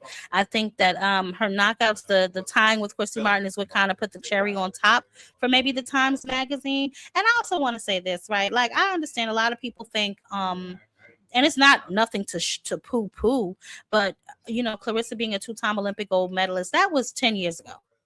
Okay, that was 10 years ago, right? So we have to kind of just yeah, we talked about that, baby. We talked about that. They're on the undercard of O'Shea Jones. And I pulled up their press conference too. O'Shea, she was talking about her last fight, because I guess a lot of people are giving her crap about her last fight, but I thought her last fight, the one that she won, was pretty good. So here's their press conference, just a little piece of it anyway. I'm honestly tired of hearing about it. I feel like I clearly won. But this time, I'm just going to make it more clear. I'm going to show why I'm on another level. I'm going to show why I'm the champion. So like I said, people were giving her crap about her last fight, but this is her last fight. Just a quick rewind. Like I said, I thought she fought behind her jab. I thought she used her head movement pretty well. Nice little sneaky liver shot right there. You know what I'm saying? Her footwork looked fine. I don't understand what people's issue was with her last fight. But I mean, she won that last fight. But anyway, she's looking to get a knockout Saturday night anyway. So we're definitely gonna see. O'Shea is definitely one of those female boxers I love to watch. Her, Leaf. I like Ellie Scotney. There's a couple of those girls over there. Tiara Thibault. You know, I like a lot of those girls. Tiara Brown. What's going on, Mr. Shelton? What's up, Mr. Shelton? What's happening? Good morning, first of all. Good morning. How you doing? I'm good. We can't take away from Shields what she did in the ring. What she did in the ring is probably never gonna be equal. She's bad. She's the shit in that ring. You're not gonna discredit that. But as far as impact on the sport, on women's boxing, and taking it to another level, you got to give it to Serrano. Serrano then sold out Madison Square Garden with Katie Taylor on 2 separate occasions. You know what I'm saying? I believe that's what I said, Mr. Shelton. I said that. Yeah, so you got to give her the impact. But as far as the boxing, yeah, ain't nobody better than Shields. We can't. Nobody can touch her. As far as in the ring. Well, that's your opinion. That's fine. But yeah, I think that, like I said, I think that Times Magazine based it on her overall sportsmanship, not just what she does for herself or in the ring, her impact. But I see, Mr. Shelton, and this is where me and you know, we got to disagree. And we usually does when it comes to Shields. So this is nothing new for us, everybody. But I have to disagree with you. This girl has only 18 fights and 3 knockouts. And she's been pro for what, 10 years? Right.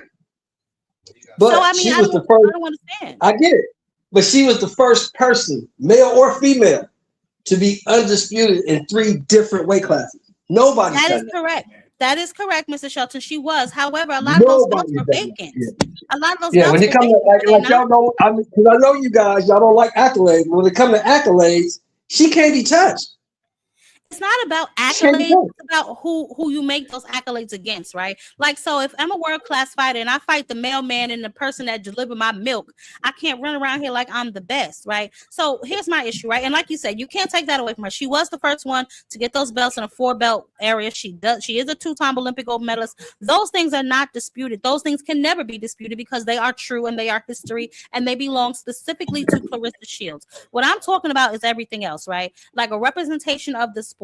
What goes on, and y'all say what she does in that ring, that's y'all opinion of that situation. But I'm talking about specifically what she's doing to move the sport forward. Why Amanda Serrano landed on Times Magazine and she didn't. That's what I'm specifically speaking to. Oh, no, I'm not disagreeing with you on that. I know why Serrano is on Time Magazine. They can't put her ratchet ass on nothing. That's why she don't have no endorsements. Well, okay, nobody on Madison Avenue is going to deal with her because of the way she carries herself and the things that she says.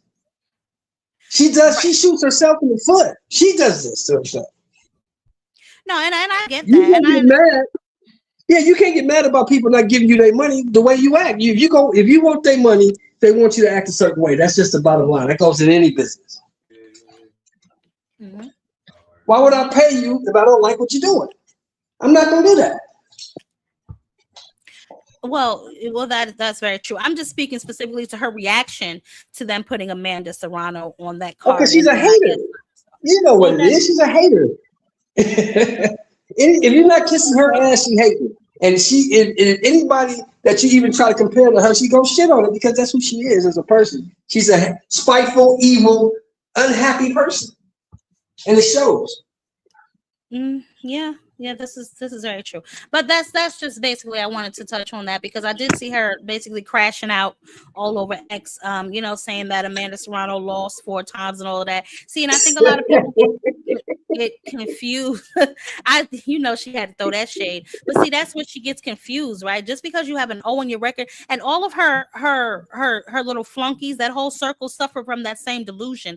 They think for whatever reason, if you still have an O on your record, that makes you better than everybody else. I don't operate from that point of thinking, right? If you're taking challenges, if you're fighting who you're supposed to be fighting, somebody's going to lose. Everybody's not going to retire undefeated. If all of these guys retire undefeated, immediately I'm going to call this a farce. That's just impossible. There's been really 4 people that retired undefeated at all. You know what I'm saying? And right. Some of the best boxers. So I don't see this whole flock, this whole Shakur, this whole Keyshawn, this whole Devin, all of them. I don't see all of them retiring undefeated. This is impossible. Well, they can all retire undefeated if they keep fighting dudes from Walmart and forklift drivers and stuff like that. This is what I'm talking about. If they fight each other, if the best fight the best, somebody got to lose. That's just the way the game works. Now, let me ask you a question, Mr. Shelton. Do you think that Keyshawn needs to get away from Shakur Stevenson? Because we see what is happening now with the Devin Haney fight. It looks like it may be slipping through Keyshawn's fingers, just like the Teofimo Lopez fight was snatched from his fingers. Do you think that it's possible that he should probably distance himself from Shakur? At least business-wise. Who was calling out Teofimo Lopez first? That would be Keyshawn. Keyshawn petitioned at 140 to get that fight, and then next thing we know, Shakur was fighting him. Well, I'm just gonna say I'm gonna answer your question like this. If it was me, you ain't gotta snake me for a fight but once. I'm done with you. Yeah. I mean, that's where I'm at with it. That's where I'm at. I don't like nobody that much. I don't like nobody enough for them to take food off my plate. You feel me? Mm-hmm. No, I gotta go. And I agree with you snake my fight, I'm out. You snaking my fight, I'm out. This is the second time, and as we just saw him on the ring, he's saying, Shakur is not a big guy. He's at 140. Why are they even entertaining that? And it's simply because, Shakur is the one who put out the number 144. Now Devin is trying to call his bluff. Do you also? And Shakur's the bigger name. Shakur's the bigger name, and Shakur's the bigger money. That's why. And he said that. Devin said that, and I don't disagree with that. But if Keyshawn is your mandatory, y'all were talking to Keyshawn first, and Shakur wasn't even interested until you acquiesced to his demands of 144 pounds, which I'm assuming is because, like you said, Shakur is the bigger money fight for Devin. We're not going to pretend he's not, but I'm talking about entertainment for the fans. What if these dudes ever cared about what you want? Say that again? I'm just asking. When have these fighters ever cared about what you want? Yeah, that's true. But then you can't expect us to care about what they want then. I mean, listen. Don't watch it, and that's what they said. And that's what they saying. And that's what you've heard me say this all the time. If you don't respect the fight, if you don't like it, if that's the fight you want to see, don't watch it. But they gonna do what they gonna do. You don't believe that anyway, because you tell everybody they trash. So that can't be something you believe. No, they're not good fighters. I still watch the guys I want to see, but I'm not gonna sit here and blow smoke up their behind and tell you good fighters when they're not. To me, they're not. They decent, but they're not, what people make them out to be. No. Listen, we are definitely in agreement there. But so what do y'all think? Bam is fighting this weekend. You excited about that fight? Not really. He gonna beat this dude up. I mean, but it's his first fight at 122. He, what I'm saying? He dropped those belts. Now he's gonna. This dude is. I saw this dude fight. I saw him fight a couple times. Yeah, he's all right, but he's not. What I saw against Saul Rumberside, this guy ain't got no chance against that. So he ain't got no chance against Bam? No, not against this. Not against that guy, no. I think the fight we got to see is the Inouye fight. That's the only guy out there right now, I think, that has the skill level or the power, just the determination to even compete with this little guy. This little guy's good, man. He's really good. I'm not sold on Inouye. I know a lot of y'all are, but I'm not really sold on him. I think anybody with some real power, because he's very chinny. I think anybody with some real power and a little bit technique will get him up out of there. I'm not really sold on Inouye. He reminds me of Tito Trinidad. Tito Trinidad went down a lot, didn't he? Yeah, he did. He did. But what happened when he got up? Yeah, but that's why I said, like, somebody with a little bit more pop. I don't know. I'm just not sold on him. I got to see what's going on with his situation, who he's supposed to be fighting next. I heard something about him retiring. All these guys talking about retirement. Well, he got two. He's 2-time undisputed, 2 different weight classes. He's undefeated. He's making more money than the law allowed in Japan.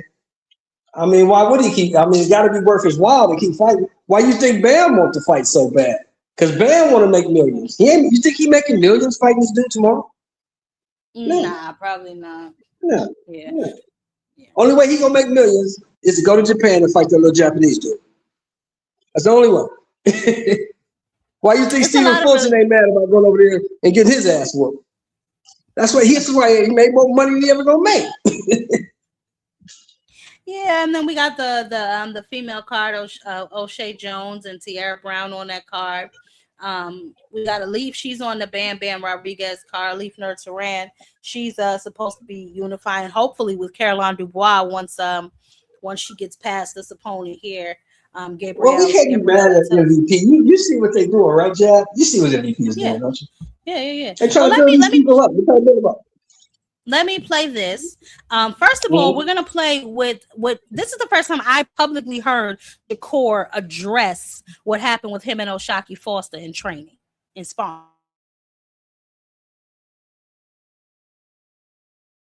I'm a fighter at the end of the day. I ain't never ran, been scared of nobody. I don't have that inside of me. So the more you keep talking is the more you gonna fuel me, bro. So right now, Ray Savage got him. So I'm gonna leave it to Ray Savage. I believe in Ray Savage. Yeah. That's how I feel. But let's just say miraculously he did find a way. I answer phone calls.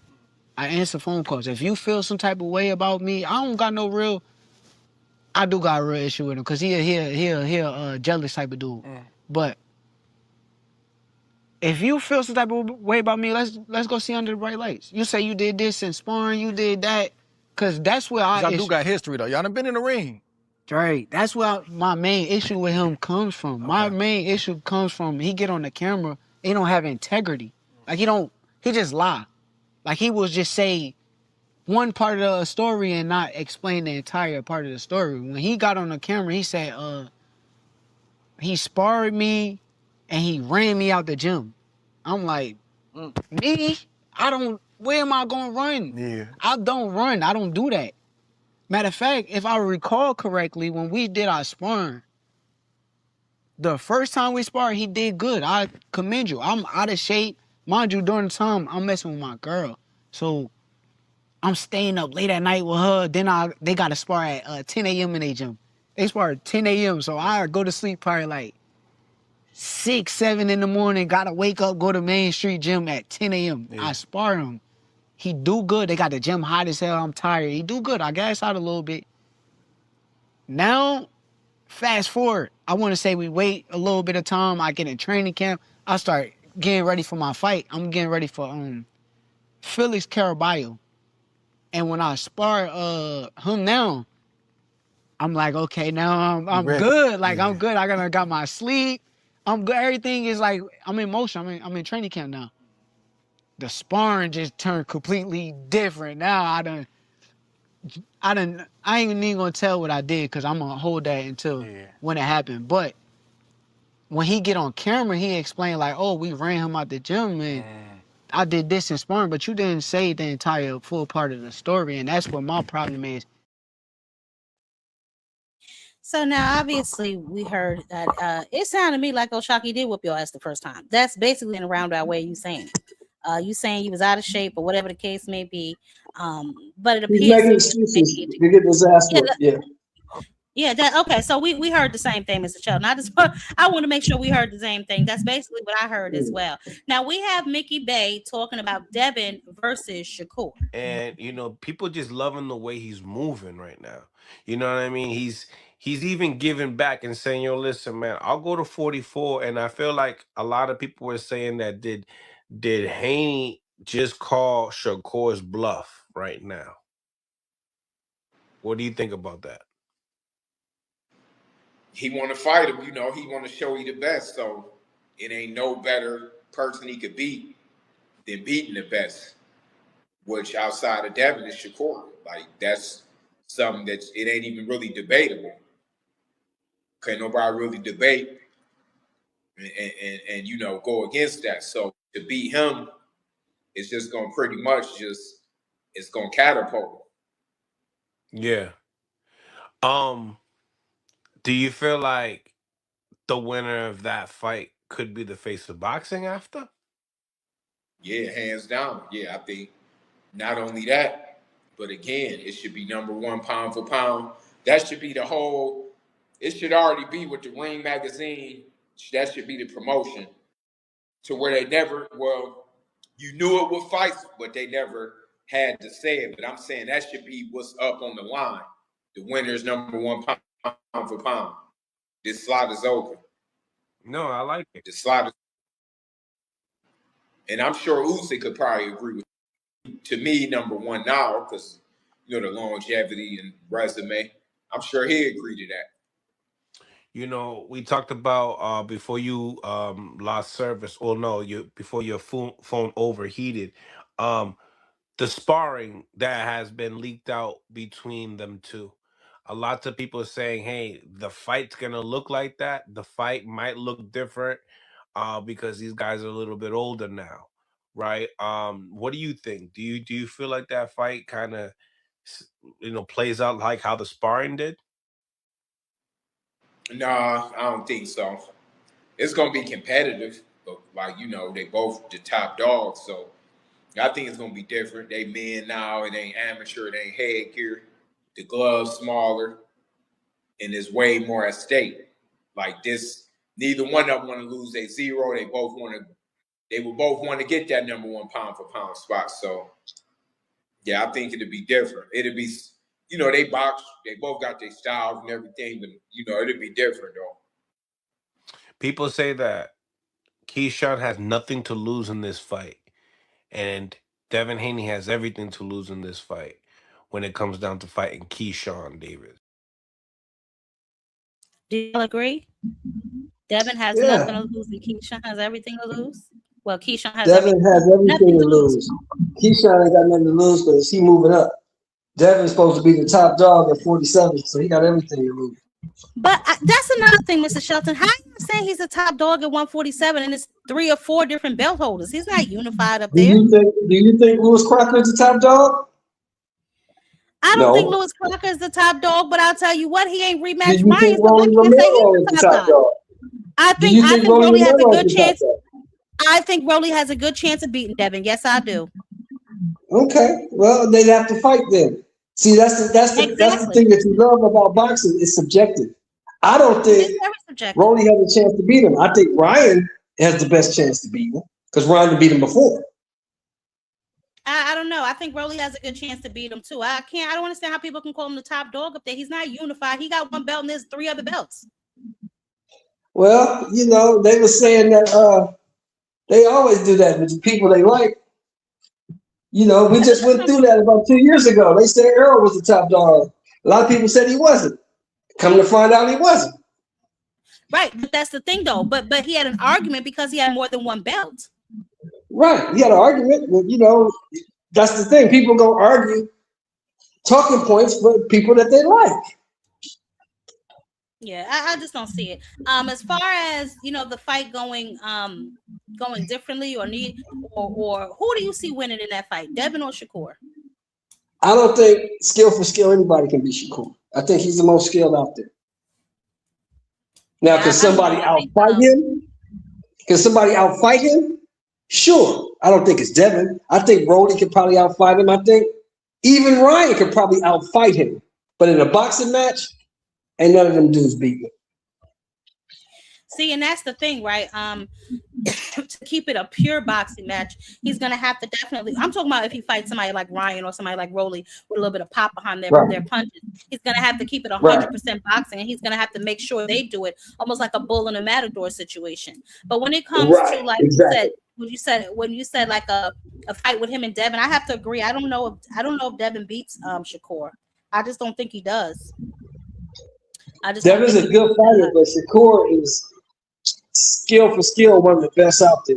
I mean, because you know, we can sit here and we can shit on Teofimo all we want. Because I don't like the dude either. I don't think he's what they said he was. But he made that dude look average. He made that dude look like he didn't belong in there. But was Teo not average? The way Shakur made him look, he must be.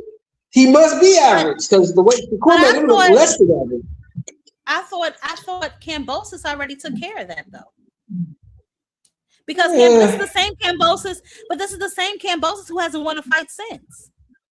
But Kambosos caught lightning in the bottle. Everything lined up perfectly for Kambosos. But everybody knew that was a fluke. Everybody knew that was a fluke victory. But that's the same nigga who hasn't won a fight since then, Mr. Shelton.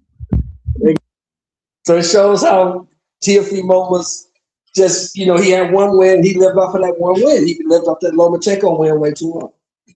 He wasn't what they thought he was. Yeah, like you said that before. You said that I think he peaked at Loma, and I have to agree. I think his peak was at Loma. I think he arguably lost to Jermaine Ortiz, and we saw Kambosos beat the dog shit out of him. You know, so it's to me, it's just like we saw another dude. What's the other dude from Spain? What was the dude from Spain? Not Catterall. I know what you're talking about though. It's from Spain. Yeah, Sandor Martin. Sandor Martin, he from Spain? It's from Spain. Sandor Martin. Shit out of it. But this is what so that's what I'm saying. So it's like, yes, that's the best name on his resume, but is it the best competition? I mean, for him, obviously. He's the one that came out. He's the one that came out looking like a blowfish after the fights. They didn't. He's the one that had the swollen eyes. They didn't. No, I'm talking about for Shakur. That's the best name on your resume, but is it the best competition? Well, I mean, who's gonna compete with him? I mean, y'all thought a lot of. I gonna say y'all. A lot of people thought that Zepeda was gonna compete with him. Didn't? Zepeda, I thought that Zepeda. Hey, Enigma. I thought that Zepeda would do exactly what he did, apply pressure. But if you pay attention, he didn't even hurt Tevin in those 20, 26, 24 rounds they had. So it wasn't really out of the realm of possibility that he wasn't going to hurt Shakur. And I think Shakur knew told y'all that. Up the game. But y'all told me I was hating. Y'all told me I was hating. I told y'all that dude wasn't that good. If he got 24 rounds with this dude, he ain't that good. But see, when y'all say stuff like that and y'all turn around in the same breath and say that Shakur's the best fighter in the world, how can y'all say that when y'all say he's fighting guys that ain't that good? I can keep saying it until somebody proves me wrong. Ain't nobody been able to prove me wrong yet. Yeah, Oshaki will prove you wrong. Oshaki is not a money fight, and Oshaki will go in there and get his ass whooped as well. Oshaki ain't that good. I don't think so. Who tell me who Oshaki beat? Tell me who he beat. Robertson, Kasey, boy, Steph. Tell me who Shakur beat besides motherfucking Teofimo. He beat everybody that you name it. He'll beat Robertson, Kasey. He beat the motherfucker.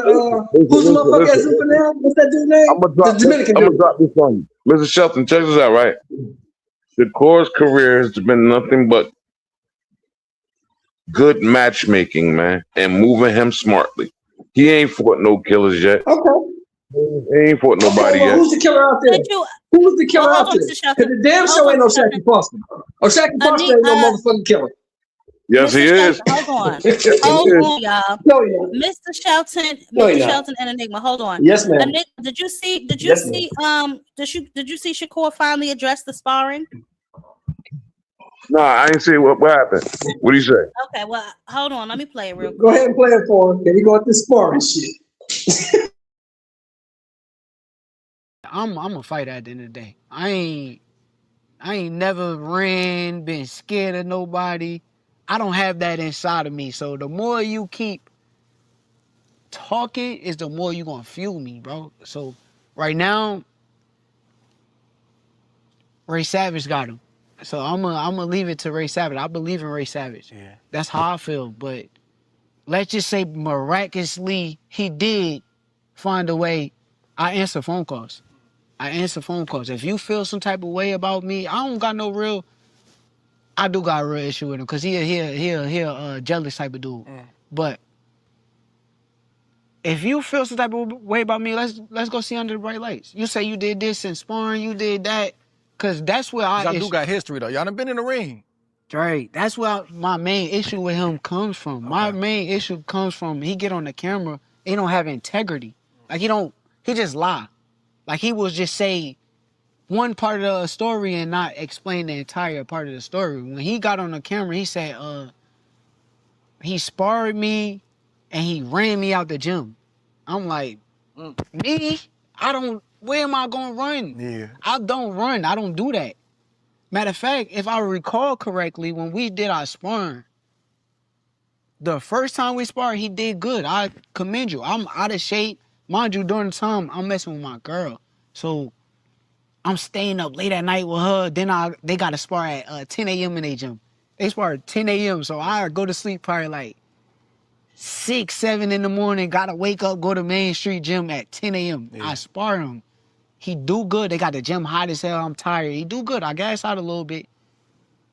Now, fast forward. I want to say we wait a little bit of time. I get in training camp. I start getting ready for my fight. I'm getting ready for Felix Caraballo. And when I spar him now, I'm like, okay, now I'm good. Like, yeah. I'm good. I got my sleep. I'm good. Everything is like, I'm in motion. I'm in training camp now. The sparring just turned completely different. Now I ain't even gonna tell what I did because I'm gonna hold that until when it happened. But when he get on camera, he explained like, oh, we ran him out the gym and I did this in sparring, but you didn't say the entire full part of the story, and that's what my problem is. So as you can hear, he's basically describing him getting his ass whooped the first time they sparred. making an excuse. But at first, when they got in the ring together, he told Shaka he stopped him. Yeah. Yeah, man. Yeah, man. But okay, while you're here, let me just ask this question, and then we're gonna move it on around. So, do you think that it's a better idea for Keyshawn to get away from Shakur Stevenson? As we see, if this Devin Haney thing goes through and they fight at the catchweight, this will be the second fight that Shakur has taken from Keyshawn Davis. Do we think it is probably time to get Shakur Stevenson away from Keyshawn Davis? So let's go ahead on put back up the chess master. You know what I'm saying? It's the chess master right here. Right. I agree. Exactly. It's time for them to get Desmond. And fight them. Fuck it. They need to fight. Keyshawn is very upset, which rightfully so. You know what I'm saying? He's like, Shakur is not that big, and he's not supposed to be fighting at 1 foot. Let's listen to the lies. Why did you target Devin Haney? I just feel like it's a big fight for me in my career. I just feel like it's a dramatic fight. It's just me moving up to 147. And I feel like me and Devin, we had like some sort of history going back and forth. So I just thought it was time to target him and try to get that fight. You and Shakur have both said that, you're close, right? And you wouldn't fight each other. Have you guys spoken, though, about Devin Haney? Because that's a fight that looms for both of you. Like, did Shakur tell you about him potentially fighting Haney? Did you find out some other way? If so, did you talk to Shakur about it? Do you guys coordinate at all? Because that's a real opponent for both of you. I mean, Shakur is a 140 pounder, man. Shakur is not 147. I'm mandatory at 147. So I don't know why people even entertaining Shakur going to 147. He's not a 147 pounder. He can fight 35 still. So there's weight classes in this boxing game for a reason, and I'm mandatory at 147. I hear you. I'm not debating the point, but that doesn't answer the question, Keyshawn. But well done, by the way. You're turning into a media pro with that one. What I'm asking is, do you because it's true. You're 47, Devin's 47, Shakur is 40. That's why when they talk Shakur Devin, they talk catch weight. Can they work it out? But the question was, do you and Shakur discuss this in terms of who's going to do what, right? And who's going to call out whom? Nah, hell no. No, we don't. The lie detector test determined that was a lie. I'll direct your attention to this next video. So who else would you be wanting to fight next? I like Ryan. You want to fight Ryan? Ryan Garcia. Be a good fight. No. I feel like if Ryan and Gervonta were to rematch with no hydration clause or remove that whole thing, I think Ryan would have a better shot with Gervonta. What do you guys think? Yeah? I think so. Yeah. What about you? I don't speak on that dude. Gervonta? Yeah, I don't speak on him. Why? Lawsuit stuff or no? Nah, he just a weirdo. He's weird? Yeah, weirdo. What do you do? I mean, like I said, I don't speak on this, so I can't really say too much. Okay. But I would love to fight Ryan Garcia. Okay. But you wouldn't fight Gervonta? I would fight whoever they put in front of me. What about Devin Haney? Whoever they put in front of me. Hold up. Keyshawn Davis gonna fight him. He's fighting. Oh, really? Yeah. He's fighting Devin? I think it's gonna happen soon. Oh, yeah. Now that was 2 months ago. So don't tell me, Keyshawn, y'all don't talk about y'all opponents, because clearly I had some conversation about something.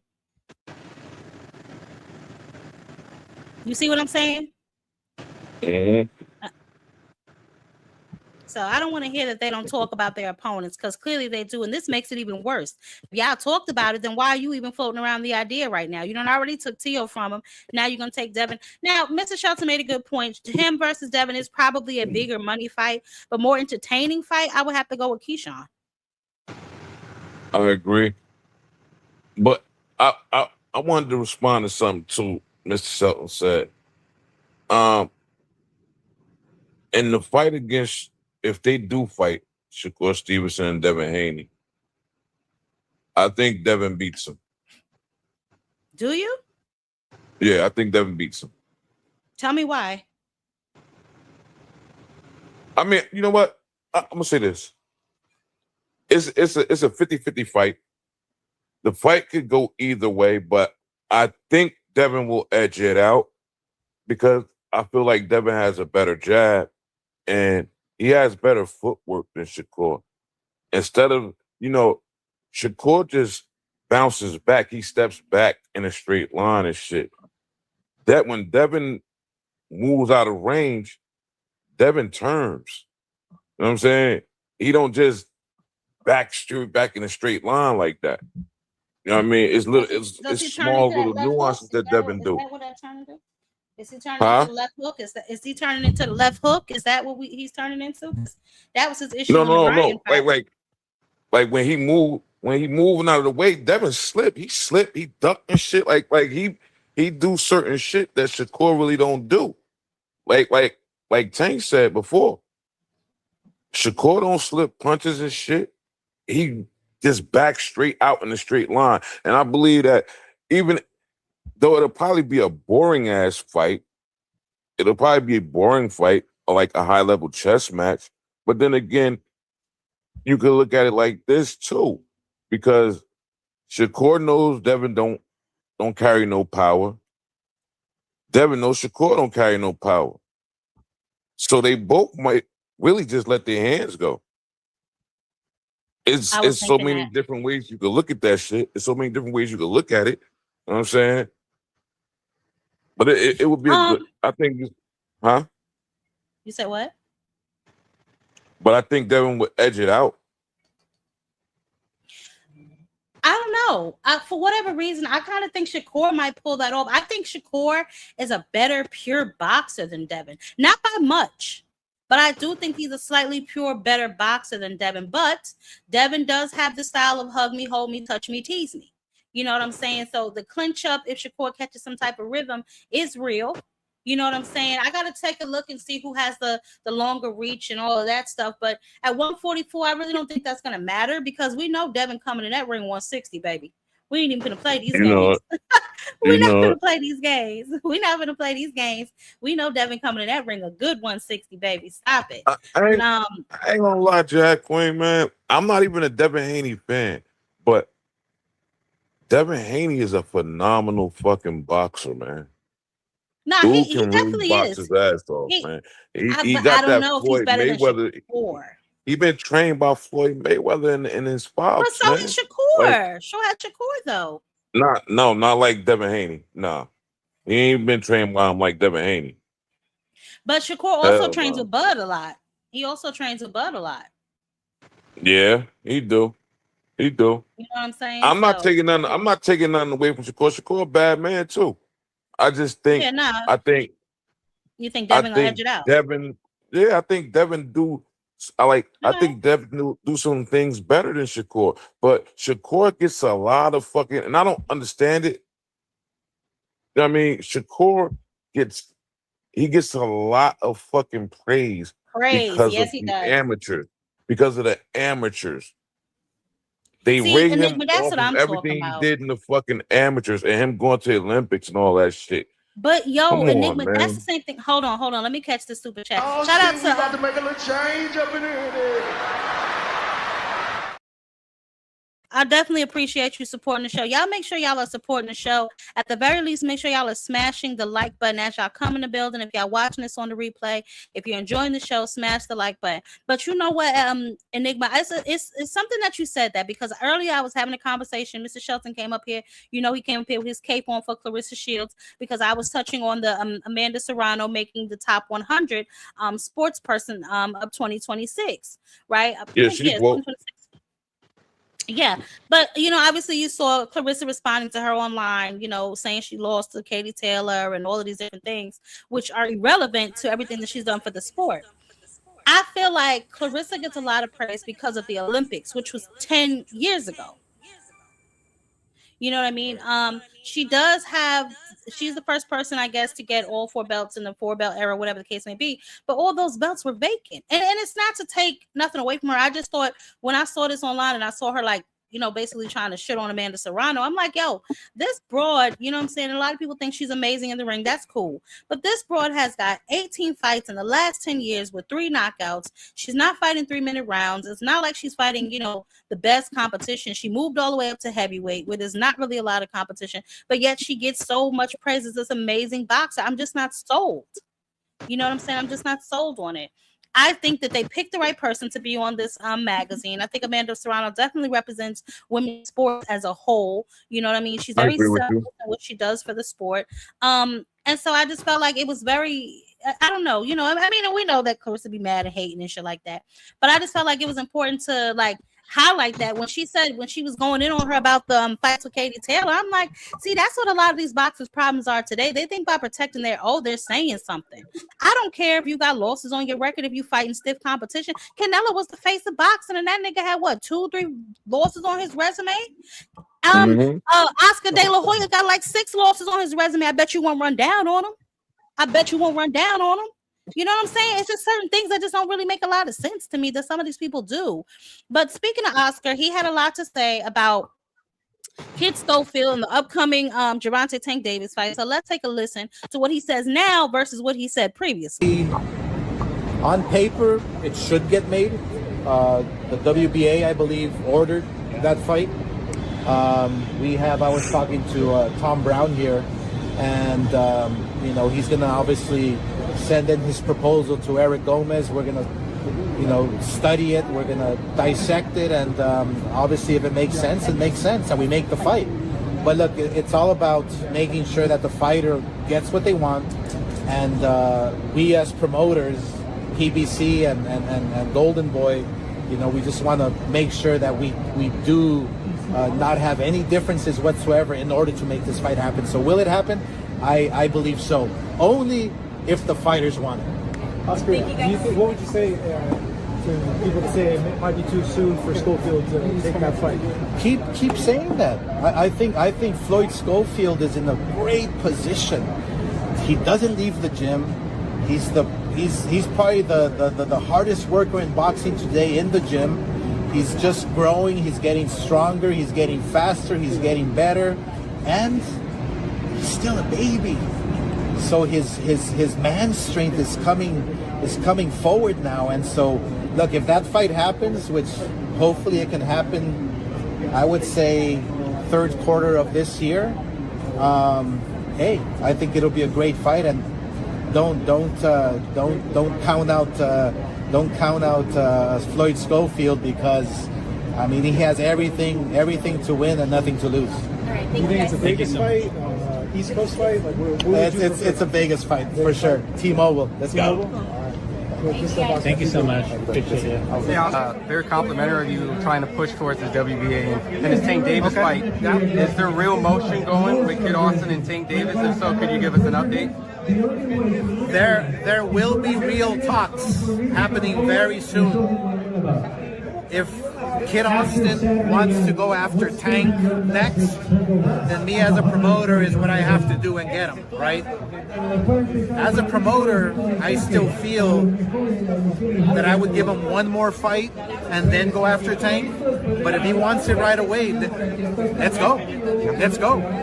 It wouldn't be the right decision in my eyes, but if the father and the kid want it, then that's what I'll have to push for. I'm not sure exactly what position or what Tank Davis is doing, but I did hear he does want to fight third quarter of this year. So like July is what they were telling me that they would like? September, October. Okay. So obviously, Oscar has switched up his words, but that's neither. I agree with his first sentiment back in April, where he said that Kid Austin maybe needs a fight or two. Listen, being a good gym fighter does not mean that you're ready to get in the ring with the Gervonta Tank Davis. And I've been saying this. I know some people come by here and, they all crazed out talking about Kid Austin can do it. I'm not saying he can't. What I'm saying is his best chances are not to be going in there rusty. And yes, Tank has been out of the ring for a while too, but let's be honest. Your rusty ain't Tank's rusty. You know what I'm saying? So it just, to me, he's too young to be sitting out the ring. How you never gonna know how good he is? You never fought nobody. Oh no, I'm not. Well, that's the thing though. You don't go in there and your first step up fight, your real first step up fight is against Gervonta. That's suicide. In my opinion, anyway. I don't know.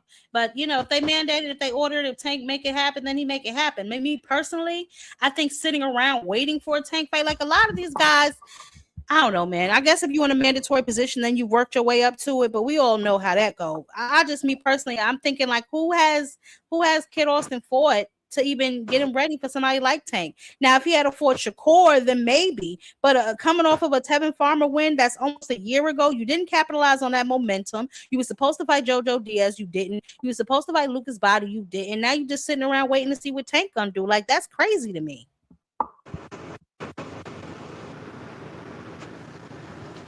You're supposed to want to stay active. You're supposed to want to stay active, stay sharp.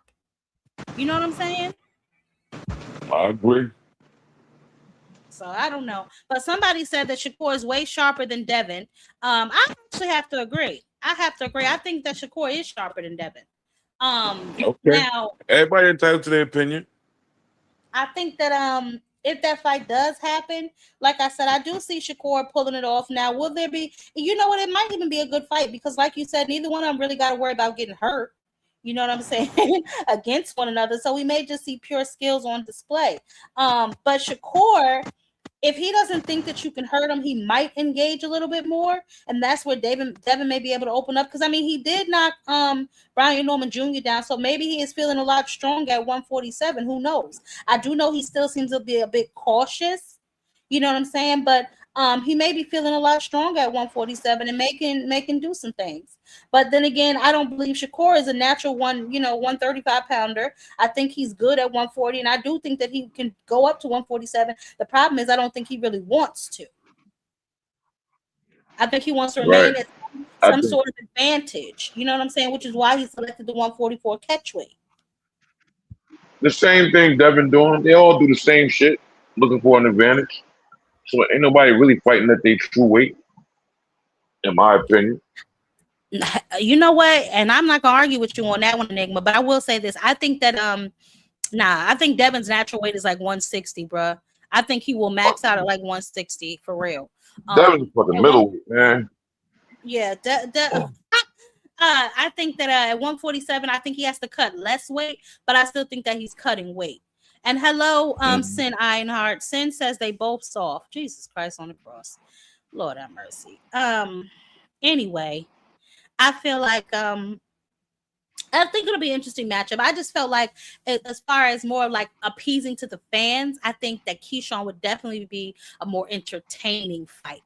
But if Devin, as we've seen him do online, it looks like him and Bill have acquiesced to the 144 catch weight. So it appears as if they may possibly make that fight happen. So if they make that fight happen, then it just is what it is. And I'm gonna watch it. Now, I'll watch two now, catch. I don't give a damn. if they make that fight happen, and Shakur does what he did Tio once again, that's gonna leave Keyshawn out in the cold to the fight again. So that brings me back to my original question: do we think that Keyshawn needs to get away from the chess master? yeah, I said yeah. When you asked me, I said yeah. I think he needs to get away from him. Like, and he needs to fight. They need to fight too. You know what I'm saying? But if he doesn't, and Shakur does fight Devin, and Keyshawn ends up fighting Brian Norman, I think personally, Keyshawn Davis will be a good fight with Rohan Polanco. Ooh, you know what? That ain't a bad fight. Man, that boy's serious, man. What do you think about him against Tiger Johnson? That's a great fight too. That's him against any of them though. Him against any of them, like they can smack that shit, throw it any kind of way. All of them good fights. Even with Brian Norman, all good fights. I think they're pretty good fights too. Now we talked. I'm gonna wrap it up, but we talked about the cards that are coming up this weekend. Bam Bam against Antonio Vargas this weekend. We got O'Shea Jones. We got Tierra Brown fighting. We got Elif Nurtaran fighting on the undercard of Bam Bam Rodriguez. Are you excited about those fights? Yeah, I'm excited. I'm excited about that. I'm ready to see Bam get busy. Yeah, I'm ready for Bam because Bam been out the ring too since November 2020. What was it, 22nd? He was on that card with Devin and all of them. So I'm excited to see him back in that ring. He's moving up to a new weight class. You know what I'm saying? Dropped all his belts to move up to a new weight class. So he's definitely must see TV. And we're definitely gonna see how that shakes out. I'm ready to see my boy Shushu back in the ring, man. Yeah, you know Shushu coming on the 4th of July. Shushu will be back in the ring. Now, you know that Edgar Berlanga and Richard Hitchens are headlining a card in July over there on the Zuffa Child.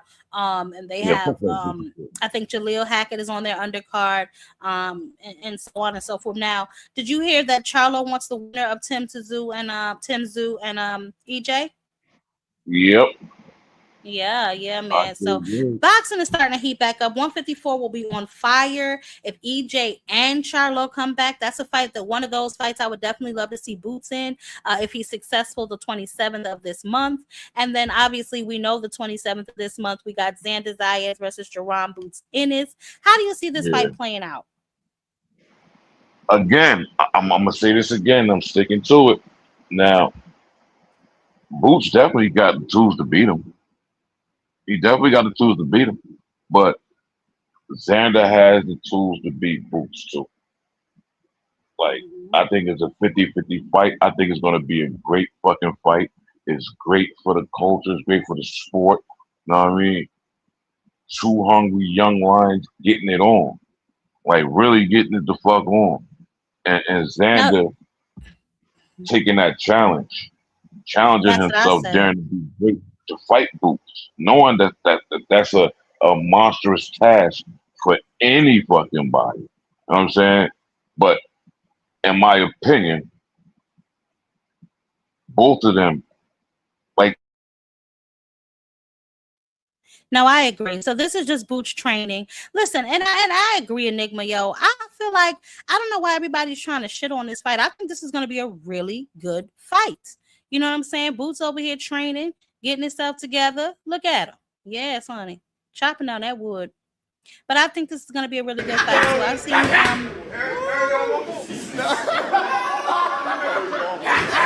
Oh shit! Call the cops. Yeah.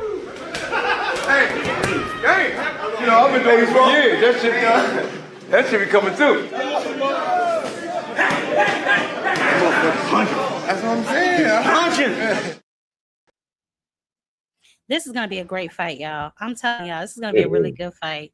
A lot of people think that he has. Okay, so let me ask you a question, right? A lot of people think that in order for Boots to be taken seriously, in order for him to get full credit for the Xander fight, he has to knock Boots out. He has to knock Xander out. Do you agree with that? hell no. I do not agree with that. I don't agree with that either. I think it's going to be a good fight. I think that people aren't giving Xander enough credit for taking this fight. He obviously thinks he sees something in Jerron Boots Ennis that he can capitalize on. Whether or not he'll be able to do so remains to be seen. But he obviously sees something, or he thinks he sees something. And then, for Boots, this is a wonderful opportunity. This is an opportunity for him to be a unified champion all at one shot. So, I mean, shout out to both of them. I think Xander believing in himself, showing us how boys are supposed to really move in this sport. Because he could have took a soft touch. He could have took an easier fight, but he didn't. He chose You know Jerron what Boots pisses me Ennis. off? God? You know what makes me mad that I see, Wow. and from both angles, like Boots being confident, he's being confident. Xander's being confident. Both of these young men are confident in their abilities, but when Boots expresses that his confidence and he shows it, motherfuckers say he's overconfident. You know what I'm saying? Or they say the same shit about Xander. Oh, he's overconfident. He needs to humble himself. Like, what the fuck does people be talking about? That shit sounds stupid to me, man. Like, both of these men are confident in their abilities. They know what the fuck they can do. So what's wrong with them being confident in themselves, saying what they're gonna do to the other one? What's wrong with Boots saying that he gonna show Xander his fucking levels? Ain't nothing wrong with that shit, man. It makes for a good fucking competitive fight. Yeah, I was about to say, I think it makes a great build-up. Yeah, I just think people are just stupid. They say the dumbest shit. No, I mean, everybody's gonna go for who they want to go for. We know that.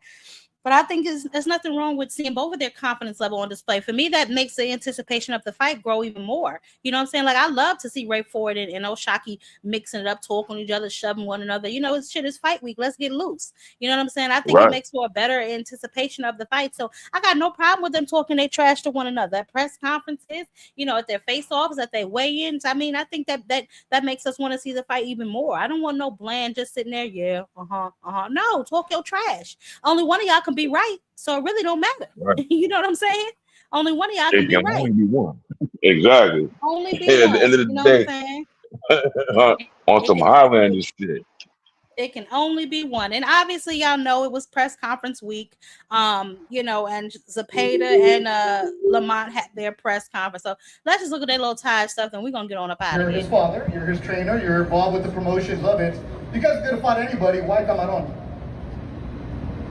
It's for the WBC strap. He's the number one guy. And I think him and Lamont were the best two to compete for that title. I think the WBC, Sullivan got it right.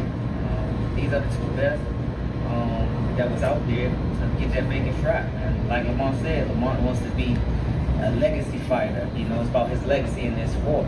And what better way to prove it against someone like Amanda Serrano? You know, he only got one loss, and like you said, Austin just mentioned that was to Shakur Stevenson, so he can't hang your hat on that. He fought a very good fight that fight. Just Shakur was just a better man. So Lamont's going there to prove that.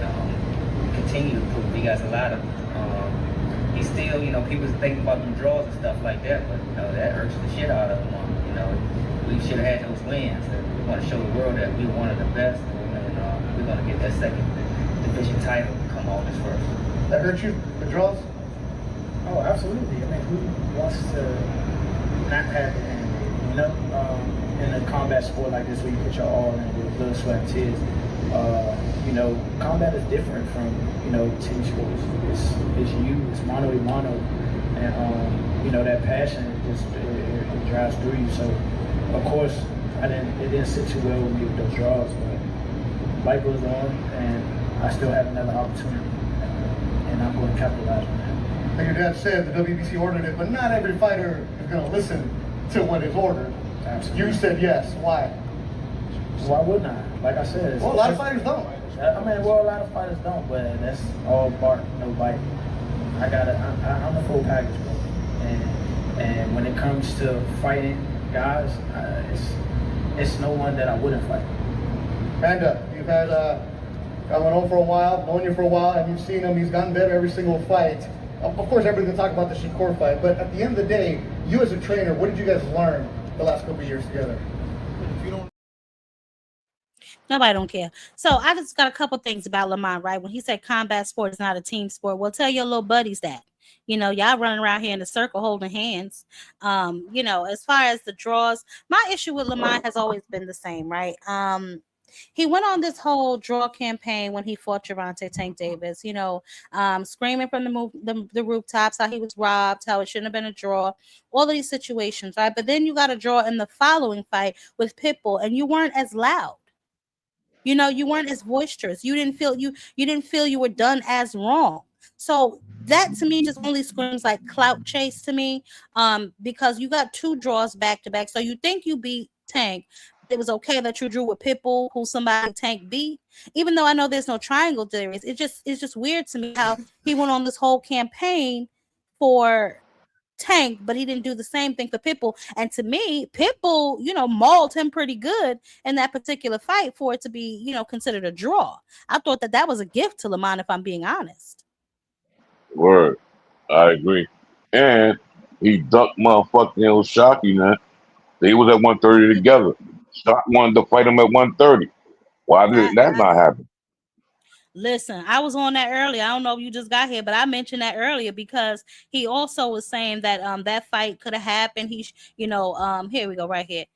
Here he go auditioning. You know what I'm saying? Says Shockey forced the fight was easy to make. It's easy to make at lightweight. So here we go again. Shakur deploying his minions to fight his work. Because I do remember when Shockey said you had the opportunity to fight me and you chose otherwise. Shakur has also been on record saying that, he's down to fight Lamont, but it's going to be weird because they're friends. You see what I'm saying? It's this whole brotherhood situation. It's got to go. It's got to go. It has no place in boxing. So none of y'all going to fight each other? Y'all just going to be buddies forever? Word. Nasty business. But last announcement, Kelly. This is a fight because, like I told y'all, Shiraz thought he was going to get that Canelo fight. Canelo said, I'll get your hand out my pocket, nigga. Go fight Iglesias. So we shall see if that fight manifests to any type of fruition. But we do know that Canelo will be fighting in Billy in September. So Shiraz got a belt now, right? Don't he got a belt now? Yeah, he just beat to get that belt. You know what, Thomas? Okay. You think that Pitbull won the first half and then you think Lamont won the second half. I'll say this, right? I'll say Lamont won more rounds in the second half, but I still think, what was it, like round 9 and I think round 11, I think Pitbull took those. So the only reason I'm saying he won is because couple that with the first rounds that he banked. I think he did enough Mhm. to edge it out. I think that he just did enough to edge out the fight. But I feel what you're saying. He did. Lamar did kind of turn it up in the second round, but he still gave away some of those rounds in the second half of that fight too. And I think that Pitbull was up the majority of the first half of the fight. So that's why I said, me personally, I think that Pitbull pulled it off. But obviously, Me too. I Lamar think Pitbull win that shit. isn't as upset with the draw as he was with Gervonta. And that only leads me to believe that it's because of Gervonta and not because of it actually being a draw, because you didn't seem to have such a big issue with the second draw that you caught in a row. It's not like you took another fight, looked dominant, and then caught another draw. No, you caught another draw back to back. So, I don't know if it's safe to say at this level or what it is, but we will definitely see August 1st. Who wins that particular fight. And is it just me, or did Lamar Roach look big as hell? He don't look like no 135 pounder. You know what I'm that saying? nigga's huge. He is huge. I saw him standing next to Shakur, standing next to Keyshawn. He looks huge. So I'm not really sure what Lamar got going on. Like we always say, these boys, they play in weight classes. I don't know. They play in weight classes that they don't belong in. And I think maybe it's for the competition, so I'm not mad at that. But a lot of it is so they can have advantages too. You know what I'm saying? And I know people say, oh, when you're draining yourself, you're hurting yourself. Yeah, but when you can rehydrate to basically almost your walk around weight, nah, you know what I'm saying? You're kind of balancing it out. That's just my opinion. So I don't know. But for sure. But you got anything else, Enigma? I'm gonna go ahead and wrap it up. I ain't gonna hold y'all all day. I was about to say something. What the hell? Oh, yeah, I wonder, where the hell is Mario Barrio? I don't know. Does anybody That's a good know? question. Where I the don't fuck know. is Mario Barrio? I gotta look that up now, Enigma. Now that you said that, let me write that down. Where in the world is Carmen Sandiego Barrios? I don't know where Mario Barrios is. That's a good question. Ever since Ryan whooped him, he ain't been. Yeah, he disappeared. Let me tell y'all something. And Tony must be running and hiding because he knew I was gonna get on that ass today. Because you know that there's a cease and desist order on that Conor Ben and Ryan Garcia fight, right? Mm-hmm. And Tony sat up on my panel and gonna tell me, no, Dana said they could fight. I keep telling him, Dana do not run nothing. He did say don't. TD say somewhere count his money. Yeah, man. That's why they got on lawsuits and shit.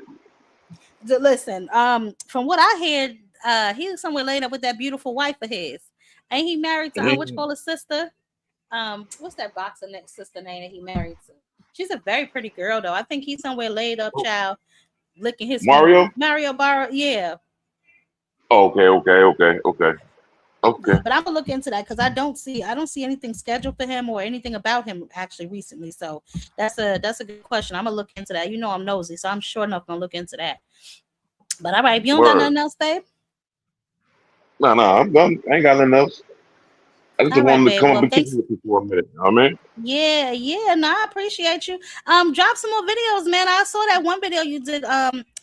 I forgot what we was talking about. I think we was talking about the Tank shit, but we know what's going on over here. We got to see, what Tank's gonna do, and then if he's gonna fight Lil Schofield, we'll see what happens. We'll talk about that if they get that fight announced. Me personally, if I was Schofield, I would want to stay busy and stay sharp. You know what I'm saying? Yeah. Before I get up in there with a Tank, because y'all run around here thinking Tank ain't sharp if you want to. So I don't know, but we shall see. His daddy cashing out. I really believe that shit. I think I agree with Oscar. He should have waited, at least had one or two more fights before he jumped in there with Tank, because I really believe it's too early. And all that shit that Schofield Sr. and Lil Floyd been talking, I mean, they be talking crazy shit about Shakur and Tank. Like, they all trash. They ain't nobodies. Tank ain't no threat. I'm like, wow. They're trying to talk themselves. They're trying to talk themselves into a fight. And you know what? It is what it is. But my biggest issue with the Schofields, and I've been saying this for quite some time, is y'all cannot sit on the couch and talk shit about the fighters who are actually fighting, right? Like, you talk about how trash Shakur is, how he's this, how he's that, and you did not fight him. I don't know what happened over there. Fine, with all of that happened, whatever, sure. But the bottom line is you didn't fight the man. You know what I'm saying? You can't sit around and judge all these boxers that are getting in the ring. You talking about Keyshawn after his last fight. Your last fight was against Tevin Farmer last year. Like, you've been on the couch, my boy. You know, when you gonna get back in the game so we can judge and critique your fights? You know what I'm saying? And So he that's my like biggest issue with him. he's becoming known for motherfucking dropping out of motherfucking fights because he dropped out of motherfucking Shakur Stevenson fight. He ducked out of the goddamn Jojo Diaz fight that he had too. He was supposed to fight Jojo Diaz. That fight ain't And happened. Lucas Body. And Lucas Body. Huh. Look at this shit here. I think So his daddy just I don't know. cashed him out. They want that tank fight, get that one big payday, and they gonna ride off into the sunset on some shit. Well, he's using the guys that everybody tank fights becomes a star. But see, this is my thing. Like, that's the lazy way. So you want to get knocked out to be a star? Like, that's, I don't know, man. I don't know. I don't know. Me personally, I think he should be taking all the fights he can get. He's young, you know what I'm saying? He's obviously strong, you know what I'm saying? And he has some things that he needs to work on. And what better way to work on them than to be in the ring fighting? You know what I'm He should saying? have took So that Abdullah Mason fight. He should have took that fucking Abdullah Mason fight. You was gonna make over $1 million. Shit. yeah. Yeah, if that was a real opportunity, then I think he should have taken it too. If that was a real fight. But I mean, listen, there's so many other opportunities that he could still be taking. I'm sure there's plenty of guys who are willing to get in the ring with Kid Austin. You know, but sitting on the shelf waiting for one particular fight is just not it. It's just not it. Hey, You know what I'm let saying? me ask you this, Jacqueline. What's up with Tsunami, man? Keith Cologne. Oh, he's fighting. Yeah, he's fighting. Yeah. Isn't he at 35 too? Yeah. Is he at 35? I believe he is. Yeah. He got a fight. He has a fight coming up on the 19th. It'll be in Massachusetts. Okay. Yeah, so Okay. he's 10-0. He's 10-0. Yeah, he's doing I his got thing you. though. I know you. I don't know if you saw the interview I did with him. He's an amazing young man. He's very smart, Yeah, and he definitely has his head on. This is some shit. No, he fights at And 126. I'm sorry, 126. Oh, okay, he's at 126. That's right. So he down there with who's down at 126? Shushu. Yep. Shushu at 126. I think dude. I believe so. Yeah, Shushu. Yep. Hey, dude is a fucking dude. Going? Isn't he a doctor? No, he's he's not a but he has a degree though in psychology. Okay, I thought dude was a doctor. I thought he was in medical school. Mm-hmm. He was in Rutgers for psychology. Yeah, he Okay, graduated that's what's already. up. Yeah, that's what's up. Yeah, so Yeah. he's definitely one of the more I'll say one of the guys that I interviewed with like the best head on his shoulders would definitely be Keith. Definitely. For sure. Out of the younger ones anyway. Out of the younger ones too. You know what I'm saying? For sure. Tiara too. She's pretty good. She has her head on pretty straight too. Like they worry about what's going to happen beyond the ring, you know, branding themselves, partnering with brand deals and stuff like that to grow with them. So I think that's such a smart way to build yourself in the business. You know what I'm saying? Especially when you get enough sponsors and stuff like that. That's an amazing way to go. So for sure. Right. Yeah, and to add on to what you were saying about Clarissa and that whole Amanda Serrano thing, I think that shit is dope that Amanda Serrano got the cover of Time, man. I think that's so dope, and she deserves it. She really deserves it. And Clarissa's tripping and mad, but Amanda's been taking some slick shots at Clarissa though. I ain't gonna lie. I saw that the other day. I saw that the other day. She definitely has. But I'll tell you what, right? I think that for Amanda Serrano, and I said this in maybe one of my videos, I feel like because she's not as boisterous and as braggadocious as a lot of people, she kind of gets looked over, right? So sometimes I feel like maybe she almost kind of be like, you know, after you watch somebody just make up shit for so long and I'm the best that did this and I'm the person to do this and you know that they're not, sometimes you just can't take it no more. You know what I'm saying? But they do, sometimes they do poke at her. But you know what the problem is with Clarissa and why I have no sympathy is because she's just not likable. You know what I'm saying? A lot of the stuff she brings on herself.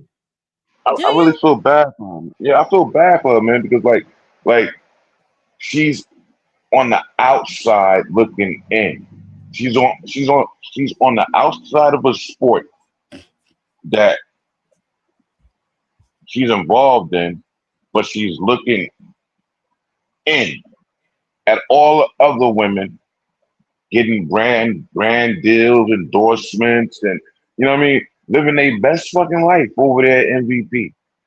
And that shit is But bugging her because shit is going downhill, and every day there's something different with her and Papoose and Remy Ma and all that goofy shit. But but you like, know what? She brought that on herself. I can't feel you sorry for did, her because you did. she brought all these things on herself. And your personal situation should stay personal. And even if somebody outs you for doing something you shouldn't be doing, y'all don't come blasting out the gate with it because women don't fancy that. I'm just going to be honest with you. There's a lot of women that just don't fancy that. A lot of women that supported her through her, trials and tribulations and her run through the Mhm. Olympics, all the women that she had there backing, you started turning them against you when you started talking about Layla. That is America's Yep, darling. You just don't do that. And then you kept it yep, and you doubled down when you're parading around here with somebody's husband. What makes you think women yep. are going to support that? Any woman with a shred of decency and dignity is not going to support that. They're just not. Then she's not fighting nobody. You're in a weight class damn near by your motherfucking self. You know all the smoke is down at the lower divisions. You know what I'm saying? You don't want to come down on no weight. You don't want to lose weight and really train hard and drop no motherfucking weight. 'Cause you don't want Papoose to go nowhere else or some shit. I don't know what the fuck going on. But I feel bad for her in that because she's a black woman and she's accomplished so many things and she's blowing it. Like she's throwing her career and her life down the fucking drain. And it's sad to watch because she had it all out there for her. Yeah, but Enigma, like I said before, these things are of her own doing, and I just simply can't feel sorry for somebody who, when you do things, so many things, right, that like just completely turn people off. Like when you were up there making fun of Shadeja Green, you know what I'm saying? The way you talk about Layla Ali, the way you disrespect fan bases, call them ugly, bald headed, broke, all these different type of things, and then you want the support of the very people you turn your back on and give you a behind the kiss. It just doesn't work that way. Like if she maybe got a PR team and she kind of tried to clean herself up and clean up her Mhm. social media, then maybe. But it doesn't appear that she's going that way. Like earlier today, I saw an announcement that she's going to be judging a baddies competition. So it's like that's the direction See, that you're going in. Then that's the then goof. that's That's just the what it goofy is. shit. That's the goofy shit. It's not that. Like, don't get me wrong. Clarissa is not likable at all. I do not like women like her at all. Her attitude fucking horrible. The way she carry herself is fucking horrible. I feel bad in the sense that you you're throwing your career away. Like you're throwing that shit away for this nigga. That shit is crazy to me. See, she doesn't see it that It way. is Some women crazy. are happy to have a man, some women just think that way and operate that way, and so that's just what it is. Um, but I mean, listen, she needs to turn it around if she wants the respect of the people back, like that petition. Even though if I'm being honest with you, I don't think that petition will go anywhere or anything will happen to her. But just the fact that there was a petition started, just the fact that there's like 5,000 signatures, that should be a wake up call to you. You know what I'm saying? That She's a should be fucking that individual. should be something that clicks in you like, wait a minute, what is exactly that I'm doing wrong? You don't have the brand deals that a lot of people think you deserve. Why is that? Like it's but instead of acknowledging it and really self-reflecting, she does more of a victim mentality. I think that's what irks me the most Exactly. about her. She throws rocks Mhm. and tries to hide her hands. You know what I'm saying? Right. And like you said, that she's not without warrant in some situations because I have been looking and paying attention closely where I do see some of them picking with her and starting with her.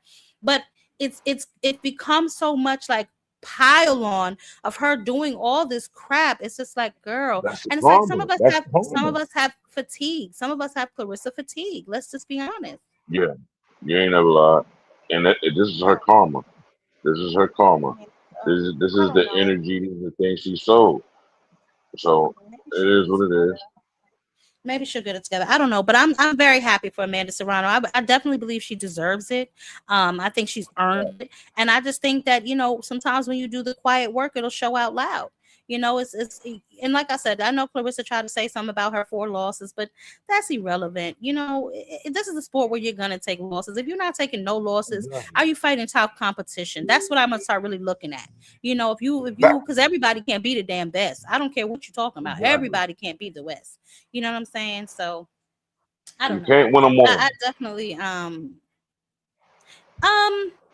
I don't know about the whole entire resume, Nuke's problem, but I will say this, right? In terms of like an overall athlete, I'm talking about like, does she deserve? Amanda deserve to be on the front of times, and I'm gonna have to say I think she does, and it's because She of does. everything that she's done for the sport. Y'all can say what y'all want, but nobody's doing what Amanda Serrano has done for this sport. Only other woman that I know that's dropped her belts to fight 3-minute rounds is Alicia Baumgardner, and that's of recent. But if I'm not mistaken, Amanda Serrano was the first person to do that. 7-division world champion. You know what I'm saying? She's staying active. She has 50 some odd fights, 32 knockouts. This is not a lazy woman by any stretch of the imagination. And when you're fighting other top tier competition, you're going to take a loss. I don't know why y'all think people that don't have any losses on their resume are just this above all, be all. To me, I just don't know, yo. When I see a person that's got like 60, 70 fights or 30, 40 fights with a 0, I'm gonna start scanning that resume to see, first of all, if I can recognize anybody on your resume. Then I'm gonna go look at their fights and see who they've been fighting, and we'll see from there. Like, it's really this whole Mayweather thing that's really, I think, has just contaminated the sport of boxing. Yeah, it's only casuals who do that type of shit. Yeah, because I don't really care about stuff like that. I don't care about no damn loss. That's just crazy. Just because you lost one fight. I don't like how they did Earl Spence. He lost one fight, and he lost to the greatest of this generation. And everybody wrote him off. Oh, he trash. Get the fuck out of here, yo. Well, boy. we know why that happened, but no, I agree with you. I think, like I said, that a lot of these guys they take safer competition to make sure that O stays intact, but you're not really doing yourself any favors by doing that, because the moment you step up in competition, you may just get your ass whooped. You know what I'm saying? Because you're not really challenging yourself. But if you stepping up and you challenging yourself, I don't have a problem with that, bro. Especially if I think that you're a good boxer. So this is what's so crazy. If you're a good boxer or a great boxer, what people consider elite, you go up against another elite boxer and you lose, all of a sudden you're trash? Like, that makes zero sense to me. You know what I'm saying? That really makes no sense to me whatsoever. But people are going to think what they want to think. You know what I'm saying? At the end of the day, I think she fought really good competition. You know what I'm saying? She gives exciting fights. She gets knockouts. You know what I'm saying? She's a very classy woman. You know what I'm saying? She does what's better for the sport. You know what I'm saying? Like I said, she didn't have to go on Stephanie Hahn's undercard. She's definitely a bigger name than Stephanie Hahn, but she went on the undercard. Puerto Rican version of Layla Ali. Yeah, she's the Puerto Rican went on that card. She went on that card to boost up her friend. That's what a real champion does. They help put eyes on other people. You know what I'm saying? So, I don't know. That's a damn shame. Yeah, it's been real kicking it with you, mama. All right. Thank you so much for stopping by, Enigma. I appreciate you, baby. Not a problem. When you going live again? Afternoon. I'll be live Saturday after the fights. I bet I'll be in here. All right, I'll holler at you. All right, young lady. Hi. Ooh, child. Some of y'all just so ignorant. Nah, I mean, obviously, listen, we all have a difference of opinion when it comes to who is the real GWOAT of women's boxing. I say all of those women over there on MVP are doing their damn thing. I think Jake Paul is doing exactly what he should be doing as a promoter, keeping those ladies front and center. And obviously, they have to do their part to keep people engaged, right? Which is how they landed their deal on ESPNW. Let's not forget they're the only boxings on ESPN now, because ESPN dropped Top Rank. You know what I'm saying? So let's just make sure we're giving them their credit. And they also have a card coming up this weekend, so let's not forget to support them as well. Bam Bam Rodriguez's card, and we also have O'Shea Jones and Tierra Brown. You know what I'm saying? Elif Nurturan is on the undercard of the Bam Bam Rodriguez card. So these women are getting their shine, and they're also doing their part to make sure that they get their shine. So let's make sure that we're giving them the respect that they deserve as champions and so on and so forth too. We've covered what's going on with Zuffa. Listen, the 4 lawsuits, honey, that is too much for mother to swallow. Okay. But they are there, they are real. And Dana White needs to address them, and I will be watching to see how he addresses them. The cease and desist order coming from DAZN and Golden Boy towards Zuffa Boxing, I will be watching that as well, because I want to see what is going to happen with that potential fight between Ryan Garcia and Conor Benn. If that fight falls through, who do we want to see Ryan Garcia fight? Okay. Keyshawn Davis. This will be the second fight if Shakur Stevenson and Devin Haney can come to some sort of agreement on paper. This will be the second fight that has been taken off of Keyshawn Davis's plate. First the Teofimo Lopez fight, and now the Devin Haney fight. He is the mandatory at 147 pounds, so we will see if they honor that mandatory position or if they shuffle some things around and put Shakur Stevenson in their place. Commercially, I do see how Shakur Stevenson is the bigger fight. He is the bigger name. That probably will be a bigger money fight for Devin Haney. However, for the fans, I will say I would rather see Keyshawn, because I know that Keyshawn is going to bring some sort of action to that particular event. But it is what it is. Like I said, this has been amazing. Y'all have been great. I appreciate y'all pulling up. I know this is not my regular time, honey. I've been moving like a thief in the darkness this week. I've been so busy with some family stuff going on, but hopefully we will get back to the regular scheduled program. I appreciate y'all. I appreciate everybody who supported the channel. For those of y'all who are listening on the playback, make sure y'all smash the like button. Y'all can also leave a comment for whatever you feel like needs to be addressed within the show. But until next time, y'all know what to do, baby. Catch mother on a panel. I am gone.